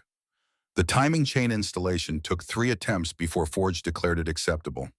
The head bolts required a specific sequence that Dylan followed from the manual with religious attention to detail. On day 14, exactly 2 weeks after Forge had assigned the project, the engine was complete. Every component reassembled, every system checked, ready for the moment of truth. Marcus, Forge, Hank, and 4 other brothers gathered around as the engine was mounted into the customer's truck. Connections made, fluids added, battery hooked up. Dylan's hands shook as he reached for the key. If it doesn't start, you diagnose why. Forge's voice was steady, not cruel, but not comforting either. That's part of being a mechanic. First start tells you if you did it right. Dylan turned the key. The starter cranked. Once, twice, 3 times. The engine caught, coughed, then settled into a rough idle that smoothed out after 10 seconds. Clean oil pressure charging system active. No warning lights, no smoking or knocking or any of the 1,000 things that could have gone wrong. It ran. Not just ran, but purred the sound of precision and competence. And 2 weeks of work that had taught Dylan more about discipline than 2 years on the streets ever could. Forge stepped forward and extended his hand. You're a mechanic now, son. The handshake felt like graduation, like proof that work and skill could elevate someone from invisible to valued. Dylan's throat closed around words that wouldn't come, so he just nodded and let the moment speak for itself. That night, Forge pulled him aside while the others celebrated with beers and the kind of camaraderie that came from watching someone earn their place. I need to tell you something, Forge said, leading Dylan to the quiet corner where his personal motorcycle restoration project occupied a workbench. I was you once. Dylan waited, uncertain where this was going. Vietnam sent me home broken. Not physically, I walked off the plane in one piece. But mentally, I was gone. PTSD wasn't something we talked about then. You just drank it away or worked it away or ate a bullet because nobody knew how to fix it. The older man's hands moved across chrome with the automatic care of someone who'd touched these surfaces 1,000 times. I lost my job, lost my apartment, ended up living in my car for 18 months. Some nights I wanted to die. Most nights I wanted to hurt someone. Then I picked a fight with the wrong guy in a bar, Ray Kane Marcus's dad. He beat my ass, then bought me coffee, asked if I had skills. I said I could fix anything. He said, prove it. Forge looked at Dylan directly. That's why I'm hard on you. Not because I want you to fail, because I know what it takes to succeed, and success isn't about being comfortable. It's about showing up when everything hurts, learning when your brain wants to quit, earning respect through consistency. You tested me. I gave you a chance to prove yourself. There's a difference. The money test is still coming, by the way, and you'll know it when it happens. What money test? Forge smiled. If I told you, it wouldn't be a test. The fight came during Dylan's second month at school during lunch period. Emma had transferred to the same elementary school, her hearing stable, and her speech improving through therapy sessions Marcus drove her to twice weekly. She'd adapted to sound faster than anyone expected, though certain frequencies still overwhelmed her, still sent her reaching for her ears with the defensive gesture Dylan recognized from their first meeting. Tyler Brennan was 13, held back twice. Someone who'd learned that size and meanness substituted adequately for intelligence in the social hierarchy of elementary school. He'd been mocking Emma for days, standing behind her where she couldn't see him, making exaggerated gestures that his friends found hilarious, treating her deafness like a joke even though she could hear now. Emma hadn't told Dylan about the bullying. She'd learned in her 6 years of silence to endure things that couldn't be changed, hadn't yet adjusted to the reality that some things could be fought. Dylan discovered the situation by accident, walking past the cafeteria entrance and hearing Tyler's voice carrying across the lunch crowd. Hey, deaf girl, can you hear me now? Ha ha ha ha ha. Emma sat at a table with two other girls, her back to Tyler, trying to ignore the mockery. But her shoulders had drawn up into defensive posture. Dylan recognized the physical manifestation of emotional pain that couldn't be processed any other way. He didn't think, just moved, crossing the cafeteria with the focused intensity of someone who'd learned violence as survival tool before learning it as social solution. Leave her alone. Tyler turned, saw Dylan, and his sneer widened. What are you gonna do, homeless boy? The nickname had spread through school faster than Dylan's actual name. Someone had figured out his background and cruelty, being the universal language of children who hadn't learned empathy. Everyone now knew him as the kid who lived with bikers because he had nowhere else to go. I'm asking nicely. Stop. Tyler shoved him, hands meeting chest with enough force to move Dylan back 2 steps. Make me. This was the choice point, the moment where Dylan could walk away, or tell a teacher, or handle it through official channels that might work or might just make things worse for Emma. But 2 years on the streets had taught him that some situations only understood one language, and Tyler was speaking it fluently. Outside, Tyler's friends whooped, sensing entertainment. Emma's face went pale, reading the situation even without hearing every word. The crowd flowed toward the gym's back door, the designated fight location that teachers somehow never noticed, despite its frequent use. Behind the building, concrete met chain-link fence in a space designed for loading deliveries, but repurposed by students for the settling of disputes that couldn't be mediated. Tyler was bigger, older, outweighed Dylan by 30 pounds. But Dylan had fought for his toolbox against 3 guys who wanted. It had learned that size mattered less than commitment to finishing what you started. He didn't wait for Tyler to set up or make the first move. Just stepped in and threw his right hand at the bigger kid's ribs with all the strength 2 months of mechanic work had built into his 10-year-old frame. The punch connected hard enough to fold Tyler slightly, surprise and pain mixing in an expression that said he'd expected intimidation to be enough. Dylan didn't give him recovery time. Tackled low, taking them both to concrete, getting on top through scrambling momentum rather than technique. 3 more punches to the ribs, 1 to the face that split Tyler's lip and turned Dylan's knuckles red. Tyler tried to shove him off, managed to land a punch that caught Dylan's cheek and made stars explode across his vision. But pain was just information, and Dylan had learned to process it without letting it stop him. He kept hitting until Tyler went limp underneath him, arms up, defensive voice cracking. Okay, I'm done. Dylan climbed off, breathing hard, ribs hurting from Tyler's single successful punch. The crowd had gone quiet, the entertainment value lost once the outcome became clear. Blood ran from Dylan's split lip and Tyler's nose pooling on concrete that had seen this particular kind of red too many times. The principal's office, 20 minutes later. Tyler still bleeding from his nose, Dylan's cheek already purpling into what would become an impressive black eye. The principal, same woman who'd processed Dylan's enrollment, looked between them with the exhausted expression of someone who'd refereed 1,000 fights and expected to referee 1,000 more. Who started it? Silence. I asked a question. Who threw the first punch? Dylan raised his hand. I did. Why? He was making fun of my sister. The principal's attention shifted to Tyler. Is this true? Tyler's sullen nod was answer enough. Both of you are suspended. 3 days for Dylan, 5 for Tyler, since this isn't your first fight. Your parents have been called. Marcus arrived 30 minutes later, still in work clothes, grease under his fingernails, from the transmission job he'd been elbow deep in when the school called. He listened to the principal's explanation without interrupting, accepted the suspension notice, and walked Dylan to the truck with an expression Dylan couldn't read. The silence lasted 5 minutes, Marcus driving with the controlled attention of someone processing information and reaching conclusions. Did you start it? Him. Did he hit you first? Why'd you fight? He was making fun of Emma, called her deaf girl like it was an insult. Marcus nodded slowly. Was she there at lunch? She heard him. Did you try talking first? I told him to stop. And he didn't. He shoved me and told me to make him. The truck pulled into Kane's custom garage lot. Marcus killed the engine but didn't get out. Just sat there with hands on the steering wheel and eyes forward. I don't like fighting. It's the last resort, not the first answer. But I won't tolerate bullies. You stood up for your sister. That's what men do. 3-day suspension. We'll call it a working vacation. I'm not in trouble. You're suspended from school, not from consequences.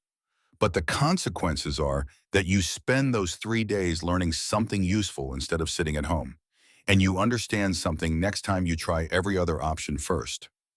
You tell a teacher, you tell me, you walk away. Fighting is what you do when nothing else works and the situation matters enough to take the hit. Does that make sense? Yes, good. Now get cleaned up. That eye's going to swell. That evening, Forge saw the damage and asked the obvious question. You lose them good. Fighting's not the answer, but sometimes it's the only answer. You protected your family. That matters. He handed Dylan an ice pack and returned to his motorcycle restoration without further comment, the benediction of violence acknowledged and filed away as experience gained. The third test came during Dylan's 3rd month on a Thursday afternoon when the shop was empty except for him and the sound of rain hammering on the metal roof. Marcus had gone to pick up Emma from speech therapy. The other brothers were out on service calls, and Dylan was finishing inventory on hand tools when he found the envelope.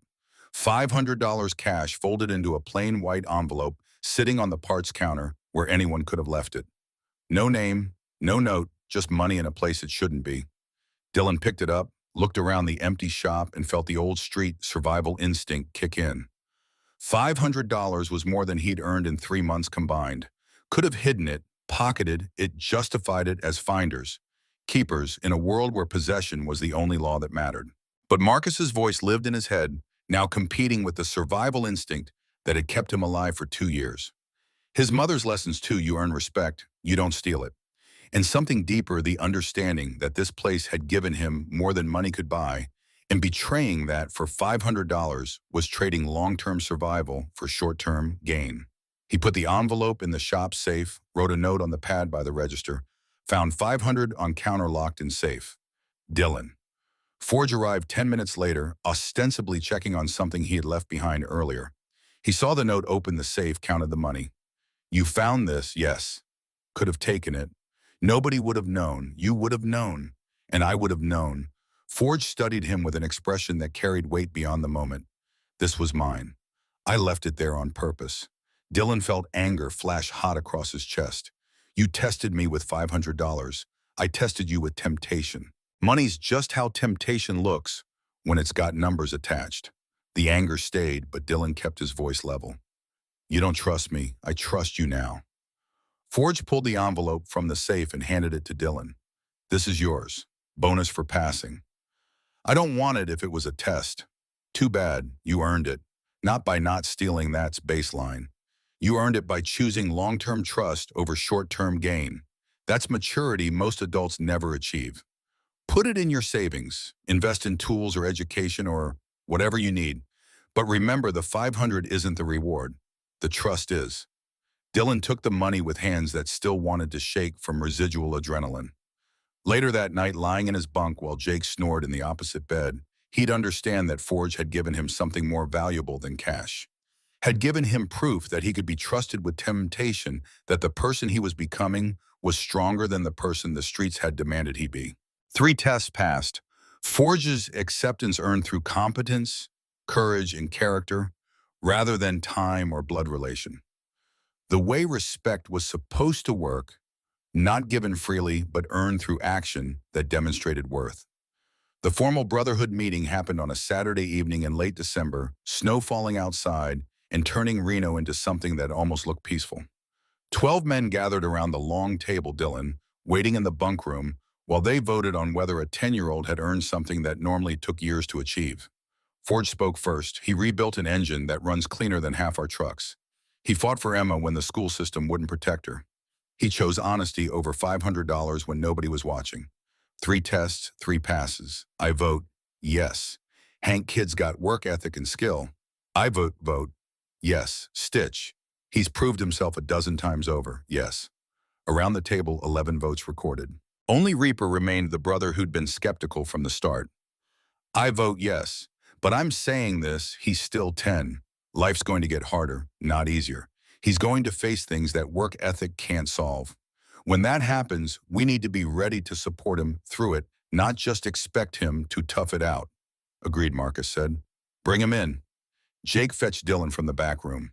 The kid walked in wearing jeans and the Iron Brotherhood t-shirt he had been given months ago, trying not to show the nervousness that made his hands shake slightly. Marcus stood at the head of the table holding a prospect patch leather square that would be sewn onto Dylan's vest, marking him as someone training toward full brotherhood. Dylan, 3 months ago, you were homeless, surviving but not living. You helped my daughter and earned your place here. But we needed to know if you could keep earning it every day through hard work and discipline and integrity. He paused, letting the weight build. Forge tested you. You passed. All 3 tests. You rebuilt an engine most grown men couldn't handle. You fought for your sister when it mattered. You chose honor over easy money. That's not luck. That's character. Marcus held up the prospect patch. This patch says your training means in 1 year, if you keep working and growing and being the man you're becoming, you'll earn your full patch. You'll become Iron Brotherhood for real. But understand, this is a commitment. You don't quit when it's hard. You don't slack off when you're tired. You show up, you work, you honor this family. Can you do that? Dylan's voice came out steady despite the emotion trying to crack it. Yes, sir. Don't call me sir, Marcus said, but his tone was warm. Call me Pop if you want, or Marcus. But you've earned the right to be family. He gestured, and Dylan knelt, the formal posture of respect that predated modern brotherhood, but still carried weight in moments like this. Forge stepped forward with needle and thread, traditional tools for attaching patches to leather by hand. The sewing took 5 minutes, every brother watching in silence as thread locked patch to vest. When Forge finished, he said, "Stand up, prospect." Dylan stood. Brothers applauded, not loudly, but with the respect of men, acknowledging that someone had earned belonging through merit. Welcome to Iron Brotherhood, son. Forge's voice carried the benediction of someone who'd walked this path himself, who understood that family could be chosen rather than assigned. Now get back to work. That 67 Mustang needs a transmission rebuild. Laughter broke the tension, and suddenly Dylan was surrounded by brothers shaking his hand, clapping his shoulder, welcoming him into something that felt more real than anything blood relation had ever provided. That night, lying in his bunk with the prospect patch sewn onto leather, he could barely believe was his. Dylan understood that he'd crossed some threshold he hadn't known existed. Wasn't homeless anymore. Wasn't invisible. Was someone with skills and family and the beginnings of a future that looked like something worth building. 3 months had remade him. But the full transformation was still coming, still waiting for the moment when Emma would stand on a chair at a family dinner and shout 4 words that would break something fundamental inside Dylan Rivers and remake it into something stronger. 6 months compressed into routine that became rhythm, that became life. School Monday through Friday, where Dylan maintained straight A's through the particular focus of someone who understood education, was insurance against ever being invisible again. Shop work 6 a.m. to 6 p.m. on weekends where his skills progressed from basic maintenance to advanced diagnostics. Evening homework supervised by Marcus, who discovered he liked teaching and was good at it. Emma's hearing stabilized completely, speech therapy graduation documented with a certificate she hung in her room with pride that made Marcus's chest hurt. She joined the school choir, discovered she had perfect pitch, spent her afternoons singing while Dylan worked in the shop and occasionally harmonized badly just to make her laugh. The bond between them had evolved beyond gratitude. Emma taught Dylan what family was supposed to feel like: uncomplicated affection, the assumption that someone would be there tomorrow, jokes that only made sense to people who'd built shared history. Dylan taught Emma that limitations were just problems waiting for solutions, that the world was comprehensible if you were patient enough to learn its systems. Saturday mornings became their time. Emma would appear in the shop at 7, climb onto her usual stool and ask, "What are you working on today?" And Dylan would explain carburetors, brake systems, electrical troubleshooting, using the same patient clarity that teaching her had taught him. She absorbed it all with the hunger of someone who'd been told for 6 years that she couldn't fully participate in the world and now refused to accept any barrier as permanent. One Saturday in early March, Emma pointed at a motorcycle frame Forge was assembling. "Can girls be mechanics?" Dylan looked up from the oil pan he was cleaning. "Why not? I don't see any girl mechanics. That just means you get to be the first." You want to learn. Emma's face lit up with the particular joy of someone being told they could have something they'd assumed was forbidden. Yes. Marcus overheard this exchange from across the shop and found himself smiling. His daughter, who'd lived in silence, was now demanding to understand how internal combustion worked. His son and Dylan had become that in every way except legal documentation was teaching her with the same patience Forge had shown him. This was what family looked like when it functioned correctly. Not perfect, not without friction, but fundamentally sound. The monthly family dinner in March brought all the brothers and their families to the clubhouse, long tables loaded with food, kids running between adults, the comfortable chaos of people who'd chosen each other. Dylan sat in the middle wearing his prospect patch, surrounded by men who'd become uncles and teachers. Emma sat beside him, like always, chattering about school and choir and the dog she wanted but knew they probably couldn't have. Marcus watched from the kitchen, where he was helping Hank plate burgers, seeing his children, both of them blood and chosen, integrated into this brotherhood that had saved him when the Marine Corps spat him back into civilian life without instructions. Emma stood up on her chair. The movement caught everyone's attention. Gradually, conversations pausing as people noticed the 6-year-old girl commanding the room with unconscious authority. She cupped her hands around her mouth, took a breath, and shouted loud enough that every person in the clubhouse heard clearly, "I love you, Dylan." Her voice carried joy and conviction and the absolute certainty children possess before the world taught them to moderate their feelings. And this time, unlike every previous time she tried to express love in her life, she heard herself say it, heard the words leave her mouth and travel through air and land exactly where she intended. Dylan's face transformed. Not slowly, not with the controlled emotion adults learn to perform, but with the immediate collapse that came from being hit by something you had no defense against. Tears appeared before he could think to stop them streaming down his face, while his shoulders shook with the force of emotion he had been holding back for 3 years. Maybe longer.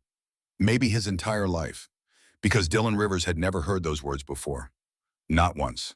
Not from his mother before the shelter fire took her. Not from his father before he disappeared. Not from anyone in the 2 years he'd spent invisible and alone, surviving by being unwanted and forgettable. He'd built his life around the assumption that love was something other people had, not something meant for him. And now Emma, little girl whose world he'd opened with 30 seconds of observation and care, was shouting her love loud enough for everyone to hear. And he could hear it. Emma climbed down from her chair and threw her arms around Dylan's neck, holding him with the fierce protectiveness of a little sister who'd claimed him as her own. Dylan couldn't speak, couldn't do anything except cry while she held him, and the room full of tough men watched with expressions that said they understood exactly what this moment meant. Marcus moved, then crossing the room in 3 long strides. He placed his hand on Dylan's shoulder, heavy, warm, the physical manifestation of belonging. "You're my son now." His voice was thick, but controlled, emotion present, but not overwhelming. "Both of you are my children." Dylan looked up at him through tears that wouldn't stop, nodded because words were impossible. Emma still clung to his neck, refusing to let go. The brothers remained silent, witnessing rather than interrupting. This wasn't their moment to fill with commentary or jokes that would dilute its weight. This was the moment when a homeless kid who'd survived through work and observation learned that family could choose you back, that love could be shouted across rooms and meant with full sincerity. Forge raised his beer in a simple toast to family, blood or chosen. Everyone echoed to family. The dinner resumed its chaos gradually, but something had shifted. Dylan Rivers, 10 years old, had crossed another threshold he hadn't known existed. Had moved from being the kid they'd taken in to being someone they'd fight for, someone whose pain mattered, someone who belonged, not through earning anymore, but through simply being. That night, lying in his bunk while Jake's snoring provided ambient sound, Dylan replayed Emma's voice in his head. "I love you, Dylan." 4 words that had rearranged something fundamental in his understanding of what life could be. His mother had taught him to survive through helping others. Marcus had taught him to build through discipline and work. Forge had taught him that character mattered more than circumstances. But Emma had taught him the thing he'd needed most and expected least, that he was worth loving. Not because of what he could do or fix or provide, but simply because he existed and she'd chosen him as brother. Outside March, snow fell on Reno, with the particular quiet that only winter nights achieved.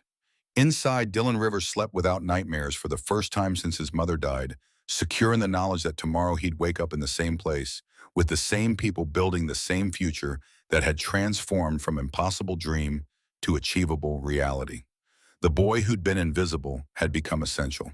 And the family that had formed around him wasn't finished growing, wasn't even close to understanding the impact their model would have once word spread beyond Reno about what happened when bikers built families through work and discipline and the simple revolutionary act of seeing people everyone else had learned to ignore. But that expansion was still months away, still waiting for the moment when another motorcycle club would call, asking how to replicate what Iron Brotherhood had built. For now, there was just this, a sleeping boy with a prospect patch, a little girl whose hearing had given her the world, and a father who'd learned that saving someone often meant being saved right back. 3 years transformed Dylan from prospect to journeyman. The leather vest that had once drowned his 10-year-old frame now fit properly across shoulders, broadened by daily work arms, thickened from turning wrenches and hauling transmissions. At 13, he could diagnose engine problems from sound alone, weld structural repairs that passed commercial inspection, and train newer apprentices with the same patient precision Forge had shown him. School remained non-negotiable. Marcus enforced that rule with the same military discipline he applied to shop operations. Dylan maintained his straight-A trajectory through 8th grade college prep, already on the horizon, because Marcus believed education and skilled trades weren't competing paths, but complementary tools for building futures that couldn't be dismantled by single points of failure. Kane's custom garage had grown. Revenue pushed past $850,000 annual, usually fueled by reputation for quality work and reasonable prices. But more significantly, the shop had become something beyond pure business, had evolved into a training ground where boys with nowhere else to go learned that competence was currency and work ethic was inheritance. Dylan was the proof of concept. Street kid transformed into skilled tradesman, in 3 years now earning $20 per hour and saving half toward the truck he'd buy at 16 and the tools he'd own outright by 18. The model worked because it wasn't charity disguised as employment, but actual vocational training that generated real value. Marcus had been calculating for months. One Sunday morning in April, he called a meeting with his core leadership, Forge, Hank, and Preacher, the Brotherhood's treasurer. They gathered in the clubhouse office where financial records lived in filing cabinets that documented every dollar earned and spent since Kane's custom garage opened 17 years prior. Preacher spread the numbers across the desk with the systematic attention of someone whose Navy career had taught him that logistics won wars. We're profitable. $850,000 gross operating costs, around $600,000, leaving $250,000 net. Dylan costs us about $15,000 annually when you factor room, food, medical school expenses. But he generates probably $50,000 in billable labor now that he's trained. Hank leaned forward. So he's net positive $35,000. That's not just sustainable, that's scalable. Marcus nodded slowly, the idea that had been forming for months finally crystallizing into something concrete. We could take in more kids. not as charity, but as a legitimate vocational training program. They live here, learn trades, work the shop. Their labor offsets their costs once they're trained. We expand capacity, generate more revenue, help more kids. Forge had been quiet, studying the numbers with the particular attention of someone who'd seen plans collapse under weight of good intentions. What's the failure rate? Marcus met his gaze. An honest answer. Probably 30% wash out in the first 3 months. Not everyone can handle the discipline or the work. And that needs to be okay. We maintain standards or the whole thing falls apart. Preacher ran calculations on a yellow legal pad. If we take in 5 more kids and 70% make it through initial training, that's 3 to 4 who become productive. At 30,000 net positive per trained kid, we're looking at 90 to 120,000 additional profit annually, which funds 5 more kids. It becomes self-sustaining. Forge's question cut through the optimism. What do we call it? Can't just be that thing we do with homeless kids. It needs structure, needs a name that means something. The answer came from Hank Dillon's law, not a legal statute, but our internal code. Any kid in genuine need, any kid surviving on streets without family gets evaluated for the program. They prove they can work, they stay. They can't hack it, they leave with no hard feelings. Marcus tested the name silently. Found it fit Dillon's law. I like it. Makes it clear this started with one kid proving the model works. But Dillon, working on a brake job in the next room, heard his name attached to something larger than his own survival and felt the weight of becoming symbol rather than just person. That evening, he pulled Marcus aside after the shop closed. I heard what you're calling it, Dillon's law. Marcus didn't apologize or backtrack. It started with you. You proved that a homeless kid with no prospects could become a skilled mechanic in 3 years. That's the model, we're just expanding it. What if the next kid isn't like me? What if they can't handle it? Then they wash out and we try with someone else. Not everyone makes it, that's life. But the ones who do will have the same chance you got to build something real instead of just surviving. Dillon absorbed this understanding that his story had become larger than himself, had become the blueprint for something that could either help dozens of kids or collapse under weight of expectations that exceeded reality. The first recruitment happened through channels that already existed. Rita from the diner called Marcus about a 14-year-old she'd been feeding for 3 weeks, kid named Carlos Runaway, from an abusive father, sleeping rough, but working odd jobs to stay fed. She knew what Marcus had done for Dillon, wondered if there was room for one more. Marcus drove to Rita's diner that afternoon, found Carlos bussing tables with the focused intensity of someone who understood that stopping meant starving. The kid was thin, but not malnourished, clothes worn, but clean, the same careful maintenance of dignity that Dillon had demonstrated 3 years prior. The conversation happened in a booth after lunch rush ended, Rita bringing coffee for Marcus and water for Carlos while she hovered nearby with protective attention. I'm Marcus Kane. I run an auto shop and vocational training program. Rita says you've been working for her. Carlos's voice was cautious. Yes, sir. 3 weeks now. Where are you sleeping? Wherever I can find. Behind buildings mostly, sometimes the park if it's warm enough. How old are you? 13. Turn 14 next month. Marcus studied him with the assessment skills that had been sharpened by years of evaluating Marines who wanted to join his unit. Can you follow rules? Depends on the rules. Fair answer. Here's what I offer. Housing at my clubhouse, 3 meals daily, vocational training in mechanics and fabrication salary of $10 per hour. That increases as your skills improve. Half goes into savings. I help you manage half as yours. In exchange, you work hard, show up on time, learn what we teach, and contribute to the operation. If you can't handle the discipline or the work, you leave. No shame in that, this isn't for everyone. But if you can hack it, you'll have a trade and a future by the time you're 18. What's the catch? No catch. This is work study, not charity. You generate value through your labor. We provide training and structure. It's sustainable because it's reciprocal. Carlos's eyes narrowed with the particular wariness of someone who'd learned that offers usually came with hidden costs. Why would you do this?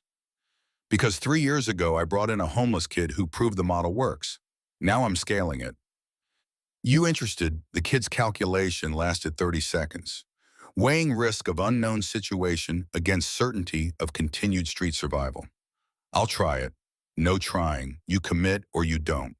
Trying is what people do when they're planning to quit. Carlos met his gaze. I commit. Good. Grab your stuff. You start today. The integration process that had been improvised for Dylan was now systematized.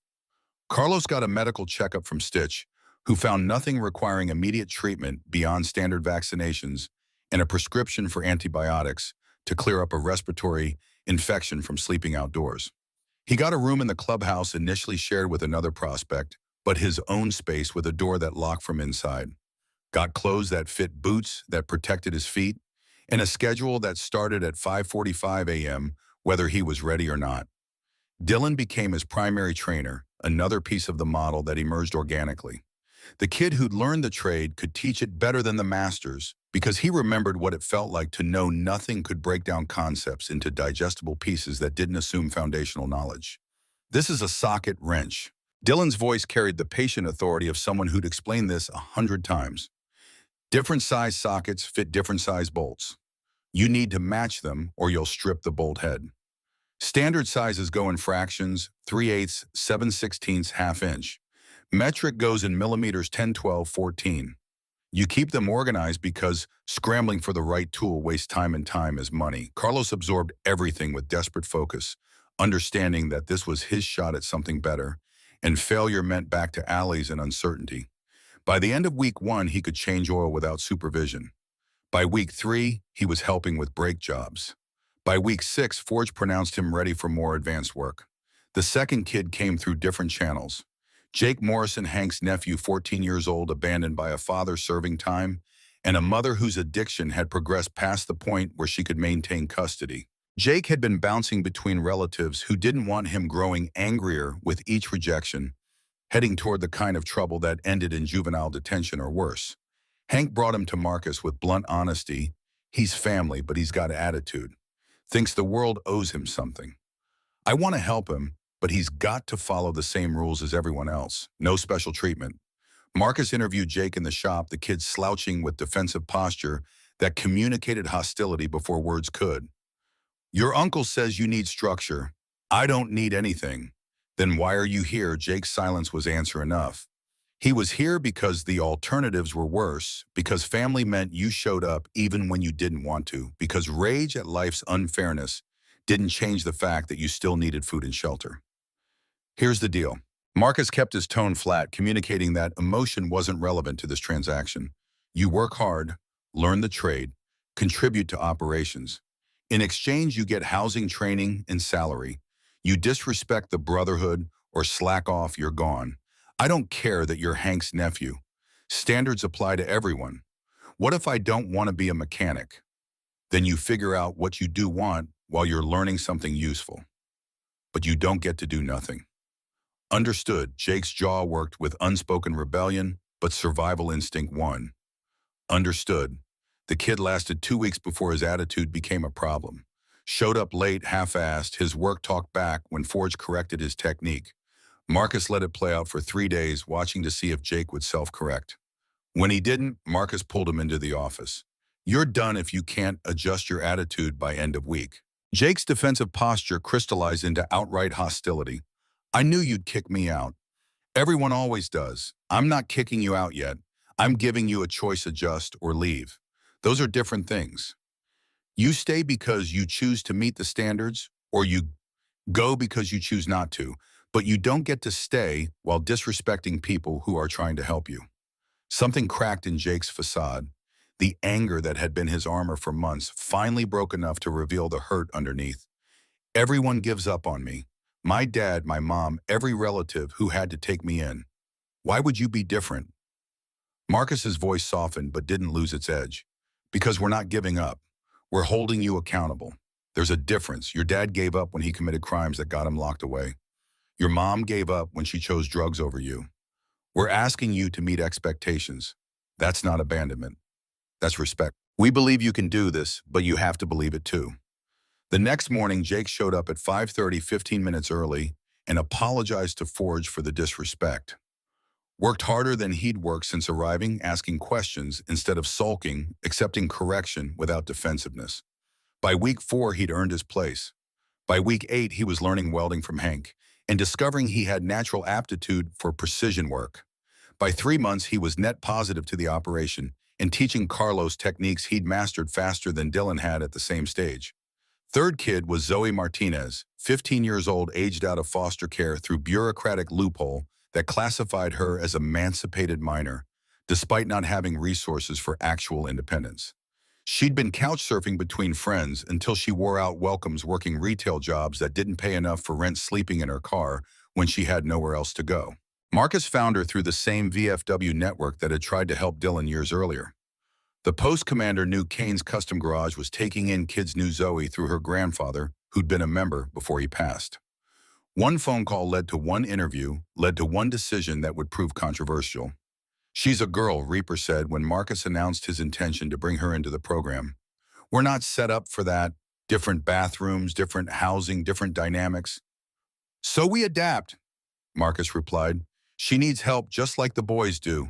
Does her gender change whether she deserves a chance?" The question hung in the air until Dylan spoke from where he'd been listening. "Emma wants to learn mechanics. If we tell her girls can't do this work, what message does that send?" The logic was unassailable. They renovated one of the smaller rooms into private quarters with its own bathroom, established clear rules about respect and boundaries, and brought Zoe into the program with the same expectations applied to everyone else. She proved tougher than most of the boys, took correction without ego, worked through muscle fatigue without complaining, demonstrated the particular resilience of someone who'd survived foster care's revolving door of temporary families and learned to trust only her own competence. By 6 months, Zoe was learning fabrication and welding, her smaller hands actually advantageous for detailed work. She became Emma's primary mentor in practical mechanics, teaching the 7-year-old that tools weren't gendered and competence was the only qualification that mattered. The twins came through juvenile court referral, 12-year-old boys whose mother had died of cancer and whose father was serving 15 years for drug trafficking. The state wanted to separate them into different foster homes because no one family would take both. Marcus made one phone call to the caseworker, explained his program, offered to take both, on condition they understood this was work training, not temporary housing.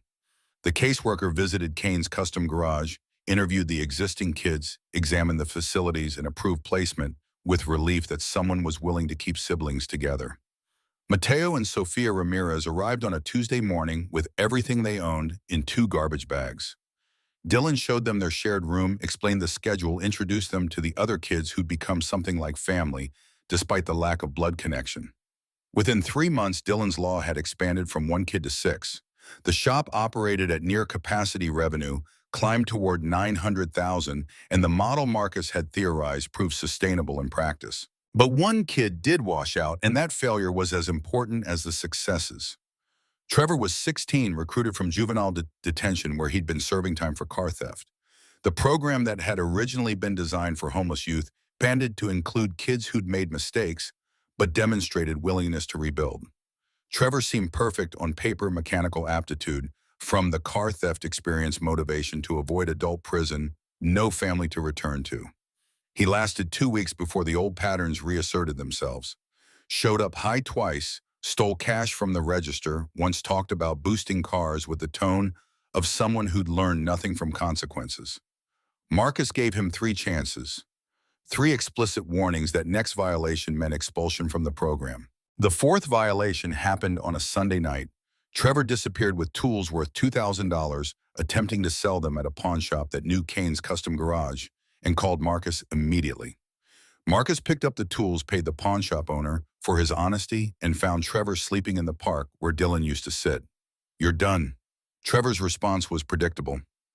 "You're giving up on me just like everyone else." "No, you gave up on yourself when you stole from people trying to help you. There's a difference. You want to throw your life away, that's your choice.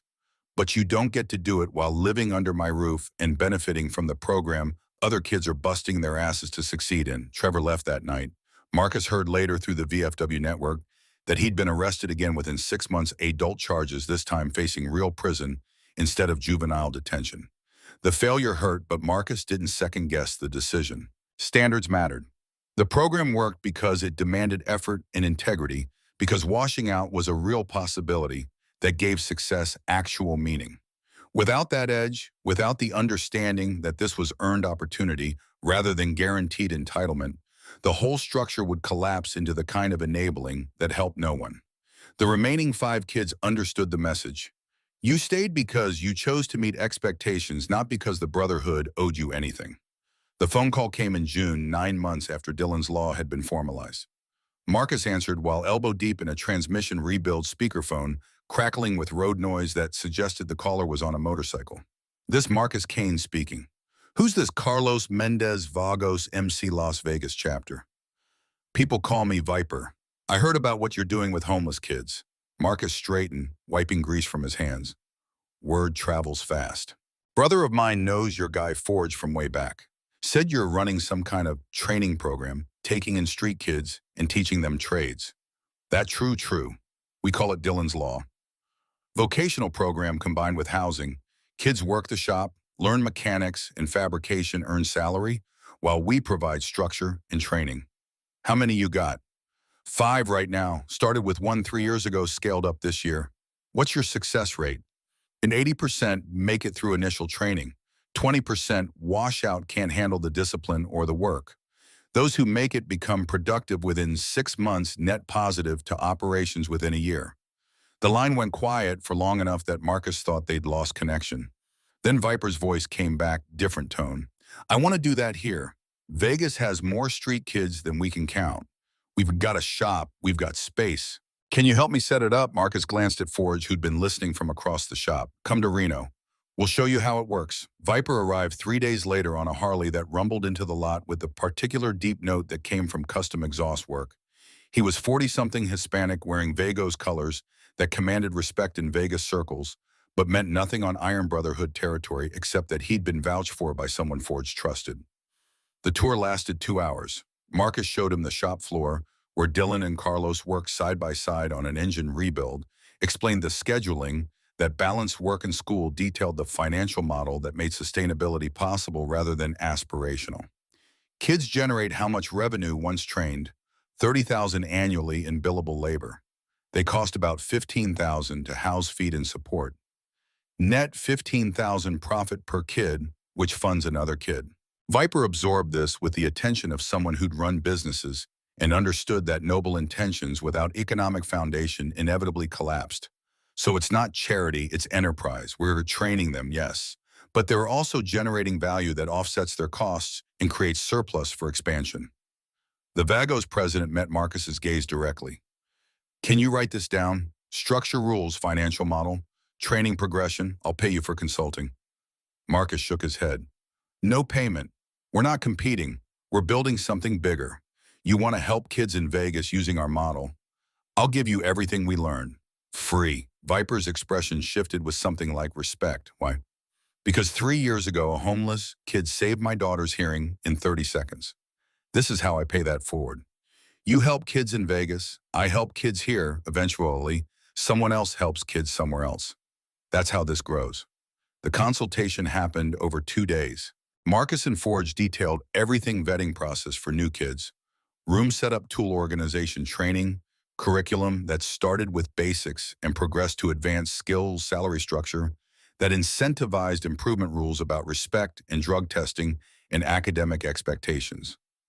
Preacher shared financial spreadsheets with the transparency of someone who believed the model was strong enough to survive scrutiny. Revenue projections, cost breakdowns, the mathematical proof that this wasn't charity, but sustainable enterprise built on reciprocal value creation. By the end of day 2, Viper had everything he needed. 1 month later, he called to say Vagos MC Las Vegas had taken in their first kid, Ricardo, 13, same basic story as Dylan and Carlos, and thousands of other children who'd learned that adults didn't always protect you and systems didn't always function like they promised. 6 months after that, Ricardo was learning welding and bringing in revenue that offset his costs. Viper took in 3 more kids.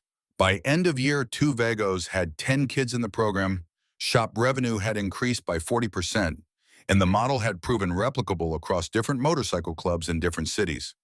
The Mongols in Carson City called next, then Desert Riders in Elko, each conversation following the same pattern, heard about the program, wanted to help kids in their area and needed guidance on structure and sustainability.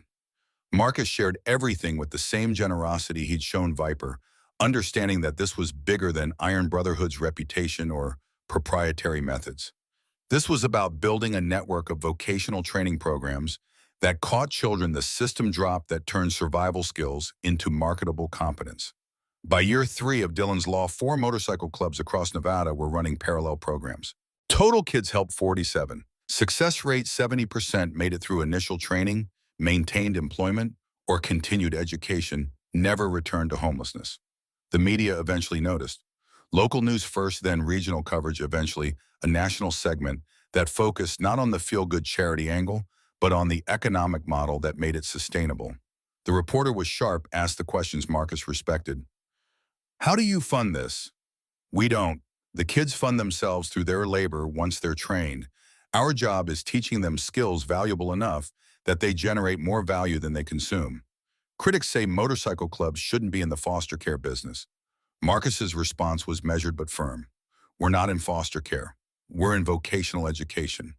These kids live with us because the training is immersive, requires discipline that can't be taught part-time. If critics have better solutions that produce better outcomes, I'd love to hear them.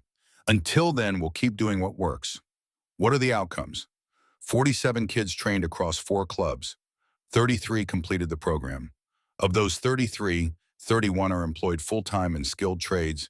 2 started their own businesses. 0 returned to homelessness. 0 were incarcerated after program completion. Compare that to foster care statistics and tell me which model works better. The segment aired on a Tuesday evening, generating immediate response. 15 other motorcycle clubs nationwide called asking for consultation. Child welfare advocates praised the results while questioning whether oversight was adequate. Libertarian policy groups held the program up as proof that private enterprise solved problems government couldn't.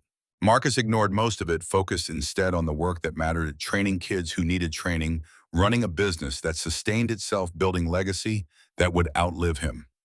Dylan's 13th birthday arrived without ceremony, marked only by Marcus handing him a card with a check inside $500. Savings account bonus for 3 years of showing up and working hard. The real gift was the conversation that followed. You're technically old enough to get a learner's permit. Want me to teach you to drive? Dylan's face lit up with the particular joy of someone being offered responsibility normally reserved for older kids. Really, really. Truck driving is a skill. The sooner you learn, the more useful you become. The lesson started that weekend, Dylan behind the wheel of Marcus's F-150 in the empty parking lot behind the clubhouse, learning clutch control and gear timing with the patient instruction of someone who'd taught Marines to handle military vehicles in combat zones. By end of summer, Dylan had his learner's permit and was driving supervised runs to parts stores, helping with shop logistics that previously required someone else's time. The independence was intoxicating, not just the driving, but the trust it represented, the understanding that Marcus saw him as capable rather than just compliant. Saturday afternoon in late September, Emma wanted to go to the park, the same park where everything had started 3 years ago.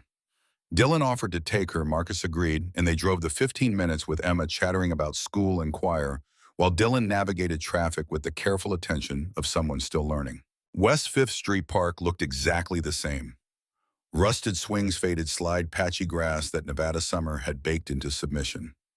Emma ran for the swings immediately, her joy at physical motion now accompanied by the wind sounds she'd learned to love. Dylan sat on the worn wooden bench, his bench, the place where he'd watched Emma and Marcus 3 years ago, where observation had led to action that had changed 3 lives and eventually 47. 20 feet away, a girl sat on the grass at the playground's edge. Maybe 12 years old, knees pulled to chest, bare feet dusty, watching families with the expression Dylan recognized immediately because he'd worn it himself. Longing mixed with resignation, the understanding that happiness was something other people had. Dylan stood and walked toward her, moving slowly enough not to startle hands visible to communicate he wasn't a threat. The girl tensed but didn't run. "Hi, I'm Dylan." Her voice was cautious. "Lily, you live around here?" The question was gentle but direct, giving her space to lie or evade if she needed. "Wherever I can find, mostly behind buildings." Dylan sat on the grass nearby, not crowding. "How long?" "6 months. Since my mom, since she couldn't take care of me anymore. I used to sit right there." Dylan gestured toward the bench. 3 years ago when I didn't have anywhere to go either. Lily's defensive posture softened slightly. What happened? Someone saw me. Actually saw me, not just looked past like I was invisible. Gave me a chance to build something better. What kind of chance? Work. Training in a real trade. Place to sleep that wasn't an alley. People who expected me to be something instead of just assuming I was nothing. That doesn't happen for kids like us. Dylan met her gaze. It happened for me. Could happen for you. The conversation lasted 15 minutes. Dylan explaining the program with the same practical honesty Marcus had shown him. Hard work, strict rules, no guarantees of easy comfort, but absolute guarantee of opportunity for those willing to earn it. Finally, Lily asked the question that mattered. Why would anyone help me? Because 3 years ago, someone helped me. And I promised myself that if I got the chance, I'd pass it forward. You good with your hands? Willing to work hard? I don't know. I've never had the chance to find out. Dylan pulled out his phone. Let me call my dad. He's the one who runs the program. But I'm telling you right now, this isn't a handout. You'll work harder than you've ever worked. But if you stick with it, you'll have a trade and a future. Marcus arrived 20 minutes later, Emma in tow. He assessed Lily with the same careful attention he'd shown Dylan, asking questions about her circumstances, without judgment, explaining the program with the clarity of someone who'd done this enough times to know which details mattered. You interested? Lily looked at Dylan, then Emma, then back at Marcus. Is this real? It's real, but it's work. You commit or you don't, no. Trying, no testing it out. You're in or you're out. The girl's calculation lasted 30 seconds before she nodded. I'm in. Marcus gestured toward the truck. Then let's go. You start today. 2 years compressed into montage that would have felt impossible if Dylan hadn't lived it himself. Lily learning basic tool organization, graduating to oil changes, eventually tackling her first brake job with Dylan supervising.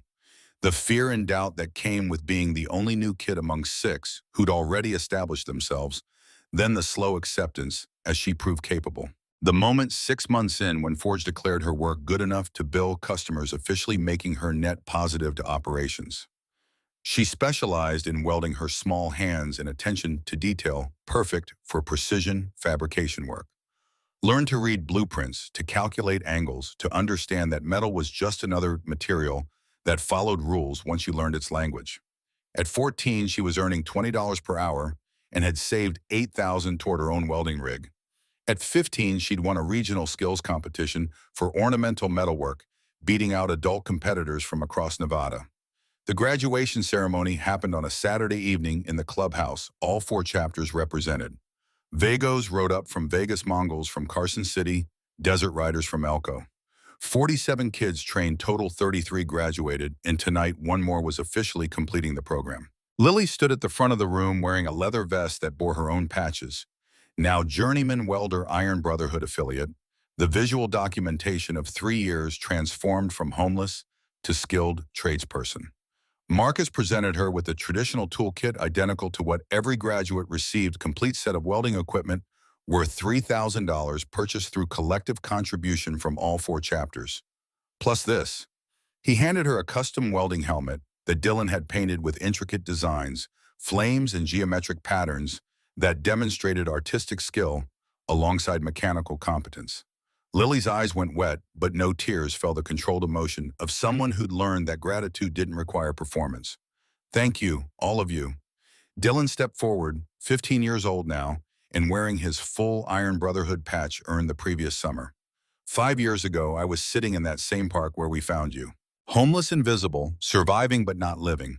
Someone gave me a chance, not charity, but opportunity to build something real. Now you've built it, too. That's the American way. Nobody gave it to you, you earned it. The brothers applauded, the sound filling the clubhouse with recognition that mattered more than any certificate or credential because it came from people who understood exactly what that journey cost. Lily's speech was brief, delivered with the economy of someone who'd learned that actions communicated better than words. I was nobody, just another kid the system forgot about. But you didn't see a charity case. You saw someone who could learn, could work, could contribute. That made all the difference. Thank you for seeing me. After the ceremony, Forge pulled Dylan aside to the corner where his motorcycle restoration project had finally been completed after 7 years of patient work. You know what you've become. Dylan shook his head. A builder. Not just of engines or metal fabrication you built people. Lily succeeded partly because you showed her it was possible. That's legacy. You taught me everything. I taught you skills, but you figured out on your own that skills mean nothing if you don't pass them forward. That's wisdom, and wisdom can't be taught, only learned through living. The older man's hand rested on Dylan's shoulder with the weight of something being transferred. I'm 68. My hands aren't what they used to be. Arthritis makes precision work harder every year. I'll keep working as long as I'm useful, but eventually someone's got to take over as head mechanic. I think that someone is you. Dylan's throat closed around words that wanted to come. I'm only 15. You'll be 18 soon enough. And by then you'll have logged more hours than most 40-year-olds. Age is just time passed. Competence is what you do at that time. You've earned this just like you earned everything else. The conversation was interrupted by Emma calling Dylan's name from across the room. She was 9 now, already learning welding basics from Zoe and talking about becoming the first female master mechanic in Nevada by age 25. Her confidence wasn't bravado, but the practical assessment of someone who'd watched her brother go from homeless to journeyman in 5 years and understood that limitations were mostly imaginary. Later that night, after the celebration had dispersed and most brothers had gone home, Marcus found Dylan in the shop. The kid was cleaning the welding station Lily had used for her final project, maintaining the space with the automatic care that had become habit. You did good today. Your speech. I just told the truth. That's what good speeches are. Marcus sat on a stool, the posture of someone settling in for conversation that mattered. 5 years ago, you saved Emma. I gave you a family because that's what the moment required. But watching you grow into who you've become, that's been the real gift. Not just for me or Emma, but for every kid who came after you. You're the proof that this works. 47 kids wouldn't have families without you making the first one work. Dylan shook his head. They have families because you built a system that works, because Forge and Hank and Preacher figured out how to make it sustainable, because the Brotherhood believed in something bigger than just themselves. Fair. But systems need proof of concept. You were that proof. And now you're teaching others to be proof for the next generation. That's how legacy compounds, not through one person doing everything, but through one person showing it's possible and 10 people replicating it and 100 people benefiting from it. The weight of being symbol rather than just person pressed on Dylan again, but this time he understood it differently. Not as burden, but as responsibility that came with competence, as the natural progression of receiving help and owing help to others, not as debt, but as participation in something larger than individual survival. Do you know what you did for me? Dylan's voice was quiet but clear. You taught me that family isn't about blood. It's about choosing to show up every day and build something together. That's worth more than any money or credential or recognition. Marcus's response was simple. You taught me the same thing. The numbers 3 years after Dylan's law formalized told a story that statistics alone couldn't capture, but provided framework for understanding impact. 47 children trained across 4 motorcycle club chapters in Nevada. Initial investment per kid averaged $18,000 for first-year housing, food, medical school tools. But by year 2, trained kids generated average of $32,000 in billable labor while costing only $15,000 to maintain. Net $17,000 profit per kid per year, which funded expansion to additional kids. Total program cost over 3 years, $840,000. Total economic value generated by kids' labor, $2.1 million. Net positive impact, $1.26 million, creating sustainable model that didn't require external funding or charitable donations.